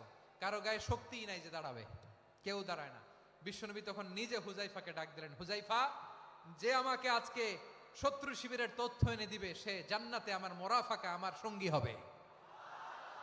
হুযায়ফা রাদিয়াল্লাহু ইবনুল ইয়ামান জীবনের ঝুঁকি নিয়ে এই ক্ষুধা, শৈত্য প্রবাহ, কোল্ড ওয়েভসকে উপেক্ষা করে পরীক্ষা টপকে শত্রু শিবিরে যে সবার কথাগুলো চুপে চুপে শুনে বিশ্বনবীর দরবারে এসে গোয়েন্দাদের মতো তথ্য সরবরাহ করেছে। বিশ্বনবীর গোয়েন্দা বিভাগের প্রধান হুযায়ফা ইবনুল ইয়ামান ইন্টেলিজেন্স বিভাগ চালাতেন। মুনাফিকদের নাম ওনার কাছে ছিল। মুআয ইবনে জাবাল মদিনা রাষ্ট্রের সবচেয়ে সিনিয়র আমলা ছিলেন। আমলাতন্ত্র চিনেন তো? প্রশাসনিক কাজ যারা চালায়, অ্যাডমিনিস্ট্রেশন বুঝেন না? The department of administration. মদিনার রাষ্ট্রের সিনিয়র আমলা মুআয ইবনে জাবাল মুতাখাসসিসুন ফিল হালালি ওয়াল হারাম, হালাল হারামের স্পেশালিস্ট ছিলেন। বিশ্বনবী উনাকে ইয়ামানের গভর্নর করে পাঠাইছেন। বলেছেন ইন্নাকা তা'তি কওমান আহলা কিতাব, এমন গোষ্ঠীর কাছে যাবা এরা ইহুদি নাসারা, আগে শাহাদা পড়লে এরপরে নামাজের দাওয়াত দিও, নামাজ পড়লে যাকাতের দাওয়াত দিও। গভর্নরের অ্যাটিটিউড যেমন থাকে তেমন অ্যাটিটিউড ধরে রেখো। সুবহানাল্লাহ পড়েন। তাহলে মুআজ ইবনে জাবালকে দিয়ে বিশ্বনবী কবিতা লেখায় নাই, চিঠি লেখায় নাই, আজান দেওয়ায় নাই। সুবহানাল্লাহ পড়বেন না? সব শেষ সাহাবী বলি আবু হুরায়রা রাদিয়াল্লাহু তাআলা আনহু, নাম শুনছেন? বিড়ালের বাবা। কি করতেন? খালি হাদিস মুখস্থ করতেন। উনি বলতেন আলজামু রাসূলুল্লাহ আলা মিল ইবাতনি, আমার শুধু পেটের ক্ষুধার বন্দোবস্ত হইলে আমি নবীর সঙ্গ ছাড়তাম না। আমার আনসার সাহাবারা ক্ষেত খামারের কাজ করতো, আমার মুহাজির সাহাবারা ব্যবসা করতো, আর আমি নবীর সাথে সাথে থাকতাম। শুধু সকাল বিকাল দুই বেলা যদি আমার খাবারের বন্দোবস্ত হয় আমি আর নবীর লক ছাড়ি না। সুবহানাল্লাহ কইবেন না? 5374টা হাদিস তিনি বর্ণনা করেছেন। সবচেয়ে বেশি হাদিস বর্ণনাকারী সাহাবী। হাদিস প্রিজার্ভেশনের কাজে বিশ্বনবী ওনাকে কাজে লাগিয়েছেন। উনি একদিন বলেন ইয়া রাসূলুল্লাহ আসমাউ মিনকা কাসীরান ফালা আহফাজু, নবী অনেক কথা শুনি আমার মনে থাকে না। বিষ্ণু বললেন তাই? উবসুত রিদাক, তোমার চাদরটা বিছাও। আবু হুরায়রা বিছালেন, বিশ্বনবী হাত বুলায় দিলেন, এরপরে অনেক হাদিস বর্ণনা করলেন। আবু হুরায়রা বলে তারপর থেকে বিশ্বনবী যাই বর্ণনা করে আমি শুনি আর একটাও ভুলি না। এখন সুবহানাল্লাহ। বিশ্বনবী ওনাকে হাদিস প্রিজার্ভেশন, নবীর এই যে লক্ষ্য হাদিস প্রিজার্ভেশনের এই দায়িত্ব দিয়েছেন সাইয়েদনা আবু হুরায়রা রাদিয়াল্লাহু তাআলা আনহুকে। প্রিয় ভাইরা, তাহলে 10 জন সাহাবীর কথা যে বললাম, আপনারা কি খেয়াল করেছেন কত বড় ট্যালেন্ট হান্টার, চৌকস ট্যালেন্ট হান্টার ছিল আমার নবী। এক একজনের এক এক ট্যালেন্ট, এক এক কাজে অ্যাসাইন করেছেন, এক একজনকে এক এক দায়িত্ব দিয়েছেন, এক একজনের প্রতিভাকে এক একভাবে বিকশিত হওয়ার সুযোগ দিয়েছেন। আওয়াজ করে বলেন ঠিক কি না? এখন আমার পর্দার আড়ালে আমার মায়েরা বলবে এতগুলো পুরুষ সাহাবীর কথা বললো, নারী সাহাবীরা কি কিছু করে নাই? হ্যাঁ, একজন নারী সাহাবীর কথা বলে মোনাজাত হবে, দোয়া ছাড়া কেউ যাব না। রুফাইদা আল আসলামিয়া রাদিয়াল্লাহু তাআলা আনহা, ওনার বাবার নাম সাআদ আল আসলামি। বিশ্বনবী কি খেয়াল করলেন দেখেন, সাআদ ছিল মদিনার বড় ডাক্তার। এই নারী সাহাবী রুফাইদা বাবার কাছ থেকে চিকিৎসা বিদ্যা শিখেছেন। যখন শিখছে বিশ্বনবী দেখলেন আমার তো প্রতি সপ্তাহে সপ্তাহে যুদ্ধে আহত সাহাবীদের সেবা দিবে কে? বিশ্বনবী রুফাইদাকে বললেন রুফাইদা তুমি মসজিদে নববীর পাশে একটা মেডিকেল ক্যাম্প করো। এই যে সাকিনা আদ্দিন মেডিকেলের আমার ছাত্রী বন্ধুরা শুনে রাখো, তোমাদের আইকন হচ্ছে এই রুফাইদা আল আসলামিয়া। বিশ্বনবীর ডিরেকশন অনুযায়ী তিনি মসজিদে নববীর পাশে একটা মেডিকেল ক্যাম্প করলেন এবং আহত সাহাবাদের চিকিৎসা উনি ওনার টিম নিয়ে দিতেন। বিশ্বনবীর পরামর্শে উনি আনসারি এবং মুহাজির মহিলা সাহাবীদেরকে নিয়ে একটা স্পেশাল মেডিকেল টিম গঠন করলেন। খায়বার যুদ্ধে 7ম হিজরিতে যখন বিশ্বনবী যায় উনি ওনার টিম নিয়ে আসলেন, বললেন ইয়া রাসূলুল্লাহ আমরা তো তলোয়ার চালাতে পারি না, আমরা তো তীর মারতে পারি না, আপনি যদি অনুমতি দেন খায়বার অভিযানে আমি আমার টিম নিয়ে মেডিকেল টিমের সেবাটা সার্ভিসটা দিতে চাই। পড়েন সুবহানাল্লাহ। বিশ্বনবী অনুমতি দিলেন, যোদ্ধা সাহাবীদের সাথে রুফাইদা আল আসলামিয়া উনিও মেডিকেল টিম নিয়ে অগ্রসর হলেন। খায়বারের প্রতিটা আহত ইনজুর্ড সাহাবী যারা ইনজুরির শিকার হয়েছেন সবাই রুফাইদা আল আসলামিয়ার এই মেডিকেল ক্যাম্প থেকে চিকিৎসা সহায়তা পেয়েছেন। সুবহানাল্লাহ পড়েন। দেখেন কিভাবে বিশ্বনবী ট্যালেন্ট বাছাই করতেন। আপনি অবাক হবেন, বাহরাইনের মেডিকেল ইউনিভার্সিটিতে রুফাইদা আল আসলামিয়া মেডিকেল প্রাইজ অ্যাওয়ার্ড প্রতি বছর দেয়া হয়। যদি 8 দিনের এই মেডিকেল আমার বোনেরা যদি জেনে থাকো জানো, না হলে নতুন করে জানো, সার্চ দিও রুফাইদা আল আসলামিয়া মেডিকেল অ্যাওয়ার্ড বাহরাইনের ইউনিভার্সিটিতে দেয়া হয়। প্রিয় ভাইয়েরা, তাহলে আলোচনার সামারি আমরা করি। বিশ্বনবী যার যেখানে ট্যালেন্ট তাকে ওইখানে কাজে লাগাতেন। আওয়াজ করে বলেন ঠিক কিনা? এবার একটা ইন্টারভিউ হবে, আওয়াজ করে বলেন আবু মাহজুরাকে বিশ্বনবী কি বানাইছেন? হ্যাঁ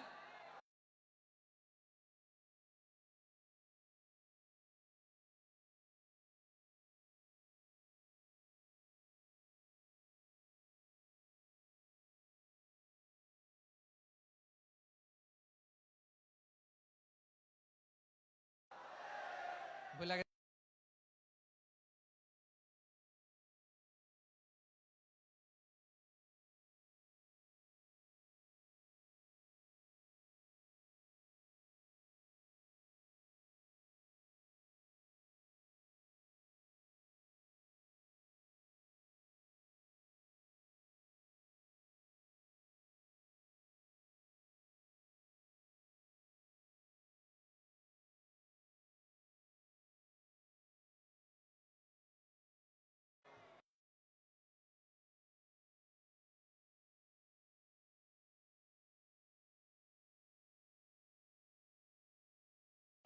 হাসান বিন সাবিত ছিলেন বিশ্বনবীর সভাকবি। কি ছিলেন? বিশ্বনবীর সভাকবি ছিলেন। এরপরে হুযায়ফা ইবনুল ইয়ামান কি ছিলেন? গোয়েন্দা বিভাগের প্রধান। মুআয ইবনে জাবাল কি ছিলেন? সিনিয়র আমলা, ইয়ামানের গভর্নর। আবু হুরায়রা রাদিয়াল্লাহু তাআলা আনহু হাদিস প্রিজার্ভেশনের কাজ করেছেন। আর আমাদের রুফাইদা আল আসলামিয়া রাদিয়াল্লাহু তাআলা আনহা কি ছিলেন? নার্স ছিলেন। নার্স হয়ে মেডিকেল সেবা দিয়েছেন। প্রিয় ভাইরা, পুরো আলোচনার যদি সামারি করি তাহলে বিশ্বনবী যেভাবে হিউম্যান রিসোর্সকে ম্যানেজ করেছেন, যার যেখানে প্রতিভা কাজে লাগিয়েছেন, আমরাও যদি করি আমাদের বাংলাদেশের চিত্র আমরা পাল্টে দিতে পারবো। আমরা শুরুতে শুনেছি মানুষের আছে অসীম সম্ভাবনা, প্রতিটা মানুষ অনন্য, যত্ন নিলে, যথাযথ পরিচর্যা করলে মানুষ বিশ্ব জয় করতে পারে, ঠিক কিনা? আমাদের হাফেজে কোরআনের সামনে দাঁড়াতে পারে এমন কোন হাফেজে কোরআন আল্লাহর জমিনে জন্ম হয় নাই। গোটা বিশ্ব কাঁপিয়ে তারা সেরা। আমাদের ক্রিকেটাররা সেরা, আমাদের তৈরি পোশাক শিল্প সেরা। এরকম অনেক অনেক সেরা জিনিস আছে, আমরা এগুলোরে নার্চারিং করতে পারি নাই, পরিচর্যা করতে পারি নাই, সঠিক তারবিয়াতের অভাব। তাহলে মানুষের অসীম সম্ভাবনাকে কাজে লাগাতে হবে, ঠিক কিনা বলেন? ইউনূস গভর্নমেন্টকে আমি বলবো, অল্প সময়ের জন্য আপনারা এসেছেন, সংস্কারও করতে হবে, আবার নির্বাচনও করতে হবে। সব সংস্কার হয়তো করতে পারবেন না, যতটুকু পারবেন এর মধ্যে আমাদের যে হিউজ ম্যান পাওয়ার, আমাদের যে মানব সম্পদ, হিউম্যান রিসোর্স, এটাকে ডেভেলপ করে আপনাদের যেতে হবে। যেটা পারবেন না সেটাকে পরবর্তী নির্বাচিত গভর্নমেন্টের কাছে রেখে যেতে হবে, যে তারা যেন করে, তাদের কাছে আপনারা এটা রেখে যাবেন। তাহলে মানুষ চাইলে বিশ্ব জয় করতে পারে। আর মানুষকে হারাতে পারে কেউ? জোরে বলো যশোর, মানুষকে হারাতে পারে কেউ? আল্লাহ আমাদেরকে জনসংখ্যা দিয়েছেন প্রিয় ভাইয়েরা। এই জনসংখ্যা অনেক বড় সম্পদ, এটা আমাদের জন্য অভিশাপ নয়, আশীর্বাদ। আমাদের জনসংখ্যাকে যদি আমরা জনশক্তিতে রূপান্তর করতে পারি, আজকে বাংলাদেশ যে অবস্থানে দাঁড়িয়ে আছে, বাংলাদেশ তার 20 গুণ উন্নতির শিখরে চলে যাবে। চিল্লায় বলো ঠিক কিনা? আমাদের শ্রমিক ভাইয়েরা বাইরে কাজ করে, আমাদের শ্রমজীবী ভাইয়েরা, প্রবাসীরা, তাদের ব্যাপারে গুরুত্ব দিতে হবে। আমাদের শ্রমের দাম সবচেয়ে কম, সবচেয়ে কম। তারা এম্বাসিতে গুরুত্ব পায় না, এয়ারপোর্টে গুরুত্ব পায় না। এই সরকার অবশ্য তাদেরকে অনেক গুরুত্ব দিচ্ছে। আমাদের অদক্ষ শ্রমিককে যখন আমরা দুবাই পাঠাই, অল্প বেতন পায়, কিন্তু ইন্ডিয়ানরা দক্ষ শ্রমিক পাঠাইলে তার 3 গুণ বেতন পায়। আমরা আমাদের শ্রমিকদেরকে অদক্ষ ভাবে আর পাঠাতে চাই না, দক্ষ শ্রমিক পাঠিয়ে আমরা রেমিটেন্সের বন্যা বইয়ে দেব। আমাদের শ্রমিকদের পাঠানো রেমিটেন্সের টাকায় সচল থাকে আমার দেশের অর্থনীতির চাকা। তাদেরকে সবচেয়ে গুরুত্ব দিতে হবে। আমরা পেয়েছি ফ্রিডম ফাইটার, মুক্তিযোদ্ধা, আর আমার প্রবাসী ভাইরা হচ্ছে রেমিটেন্স ফাইটার। জোরে বলো ঠিক কিনা? তাহলে আমাদের এই জনশক্তিকে জনসম্পদে ট্রান্সফর্ম করতে হবে, ঠিক কিনা বলেন? সরকার জনগণকে এভাবে পলিশ করতে হবে। মা বাবারা ছেলে মেয়েদের মধ্যে কার কোন যোগ্যতা তাকে ওইভাবে কাজে লাগাতে হবে। সবার এ প্লাস পাওয়ার কোনো দরকার নাই। আমাদের দেশে একটা টেন্ডেন্সি আছে, পরীক্ষায় এ প্লাস না পাইলে কই তুই কি করলি, পাশের বাড়ির ছেলে এ প্লাস পাইছে, যা ওর পা ধোয়া পানি খা। কি খা? তা আমি ভাবছি যে পা ধোয়া, এ প্লাস পাওয়া ছেলেদের পা ধোয়া পানির একটা পানির ব্র্যান্ড বানাইতে হবে। এরকম লেখা থাকবে, এ প্লাস পাওয়া ছেলেদের পা ধোয়া পানি। খাওয়া নাই, এগুলার খাওয়া নাই। ওরে আল্লাহ এ প্লাস পাওয়ার জন্য বানাইছে, আর আপনার ছেলেকে এই এ প্লাস গুলারে নিয়ন্ত্রণ করার জন্য আল্লাহ বানাইছে। ওকে দিয়ে আল্লাহ কি করবে আপনি জানেনই না। একটা এ প্লাস, একটা এ গ্রেড একটা মানুষের জীবনকে ঠিক করে দিতে পারে না। আপনার ছেলেকে আল্লাহ অন্যদিকে যোগ্যতা দিয়েছে। ওদের মনোবল ভাঙবেন না, খবরদার, খবরদার। ছেলে মেয়েদের মনোবল ভাঙবেন না। যাকে দিয়ে যেটা হবে তাকে দিয়ে সেটা করতে হবে, তার প্রতিভাকে সেভাবে কাজে লাগাতে হবে। তাহলে বাংলাদেশ, আমাদের এই জনসংখ্যা জনসম্পদে রূপান্তরিত হবে। আমাদের সরকারের তত্ত্বাবধানে আমাদের 18 কোটি জনগণ দক্ষ জনশক্তিতে রূপান্তরিত হোক, আমরা চাই কি চাই না? আমরা ভালো মানুষ, শ্রেষ্ঠ মানুষ হতে চাই কি চাই না? ওই জাপানিজদের মতো সৎ, ওই ইউরোপিয়ানদের মতো কালচার্ড। আমাদেরকে আল্লাহ তাআলা কোরআন সুন্নাহ অনেক কিছু দিয়েছেন। যেহেতু বর্তমানে আমরা দেখছি তারা সৎ, তাদের মধ্যে ভ্যালিউ আছে, সেগুলো আমাদের মধ্যে আনার দরকার আছে না নাই? আর ইসলাম দিয়ে আমাদের জীবনকে সাজাতে হবে, ইসলাম দিয়ে আমার পরিবারকে সাজাতে হবে। ইসলাম থেকে, কোরআন থেকে প্রেসক্রিপশন না নিলে জীবন সুন্দর হবে না। কোরআন থেকে প্রেসক্রিপশন না নিলে সমাজ সুন্দর হবে না। কোরআনের প্রেসক্রিপশন না মানলে রাষ্ট্র সুন্দর হবে না। কোরআনের প্রেসক্রিপশন অ্যাপ্লাই না করলে শুধু দুর্নীতি দমন কমিশন দিয়ে দুর্নীতি বন্ধ করা যাবে না। এজন্য কোরআনের আইন আমরা চাই কি চাই না? প্রিয় ভাইয়েরা, হিউম্যান রিসোর্স ডেভেলপমেন্ট, মানব সম্পদের উন্নয়ন, আমাদের সরকার যেন এদিকে নজর দেয়। আমরা যেন এই ব্যাপারে যত্নবান হয়ে উঠি। যাকে আল্লাহ যে যোগ্যতা দিয়েছে, এই যোগ্যতা দিয়ে আমরা যেন ইসলামের জন্য, দেশের জন্য কাজ করি। আমরা যেন আমাদের স্কিল ডেভেলপ করি, আমাদের পটেনশিয়ালকে ডেভেলপ করি। মোরালিটি, ভ্যালিউজ নিয়ে শায়েখ আহমদুল্লাহ আলোচনা করেছেন, এগুলো দিয়ে যেন আমরা আমাদেরকে সাজাই। আল্লাহ তাআলা আমাদের দেশকে তুমি নিরাপদ করো, আমরা পড়ি আমিন। আল্লাহ আমার 18 কোটি জনগণকে তুমি জনশক্তিতে রূপান্তরিত করো, আমিন। আল্লাহ আমরা হাতে হাত রেখে, কাঁধে কাঁধ মিলিয়ে, ভাইয়ে ভাইয়ে যেন এই দেশকে গড়তে পারি, আল্লাহ তুমি তৌফিক দান করো, আমরা পড়ি আমিন। আমার প্রিয় মহিউদ্দিন ভাই বলেছেন, হুজুর এমন একটা ঘোষণাপত্র দিয়ে যাবেন আজকের এই ঐতিহাসিক যশোরের প্রোগ্রামে, যেটা গোটা বাংলাদেশে মানুষ এটার উপর আমল করে। আমি যে কথাটা বলেছি এটাই, আসুন আমরা আমাদের জনসংখ্যাকে জনসম্পদে ট্রান্সফর্ম করি। আমাদের জনসংখ্যাকে আমরা যেন জনশক্তিতে রূপান্তরিত করি। জনসংখ্যাকে ট্রান্সফর্ম করে জনশক্তি দিয়ে আমরা যেন আগামীর বাংলাদেশ, স্বাধীন বাংলাদেশ 2.0 কে গড়ে তুলি। আল্লাহ তাআলা আমাদের সবাইকে কথাগুলো বোঝার, আমল করার তৌফিক দান করুন। এই জেনজি, ক্ষমা করে দিও আমাকে, অনেক ধমক দিছি, বকা দিছি। আল্লাহ তোমাদেরকে করুক, কবুল করুক, যশোরবাসীকে কবুল করুক, আদ দিনকে কবুল করুক, এই মেডিকেল কলেজকে কবুল করুক, ইসলামের জন্য বাদ ভাঙা এই জোয়ার এবং উচ্ছ্বাসকে আল্লাহ তাআলা কবুল করুক। হাদা মা ইনদি ওয়াল ইলমু ইনদাল্লাহ আলাইহি তাওয়াক্কালতু ওয়া ইলাইহি উনীব। সুবহানাকাল্লাহুম্মা বিহামদিকা আশহাদু আল লা ইলাহা ইল্লা আনতা আস্তাগফিরুকা ওয়া আতুবু ইলাইক। আল্লাহুম্মা আমিন।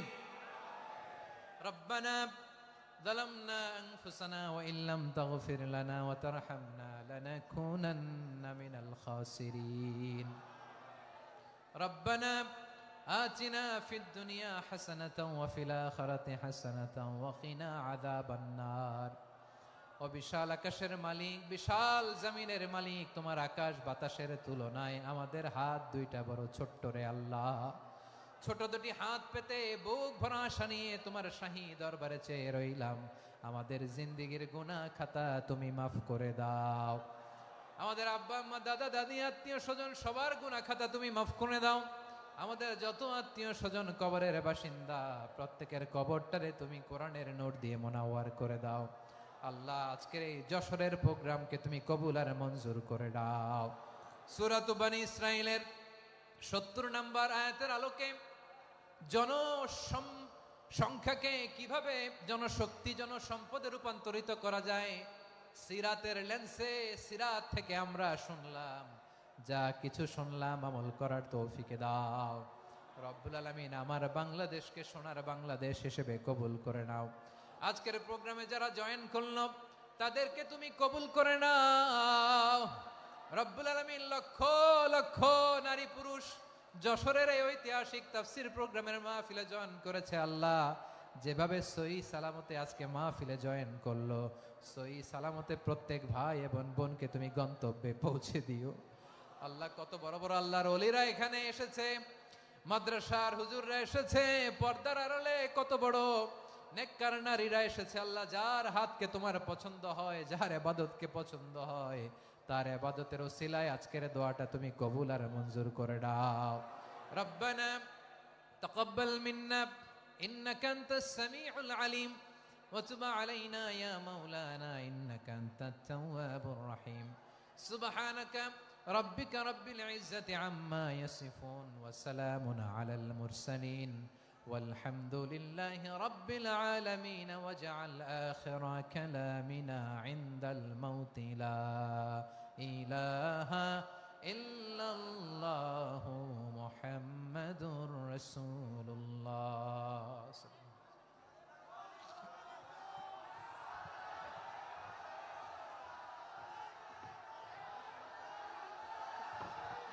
ভাইরা একটু আস্তে আস্তে আমরা বের হয়ে যাই, আস্তে আস্তে বের হয়ে যাই। আপনাদের বিনয়ের সঙ্গে বলছি, আপনারা আস্তে আস্তে বের হয়ে যান। সবাইকে অনুরোধ করছি বের হয়ে যান। আর যাদের বাচ্চারা খুঁজে পাচ্ছেন না, বাচ্চাগুলো আমাদের কাছে আছে, আমরা খুঁজছি, আপনারা পরে যাবেন।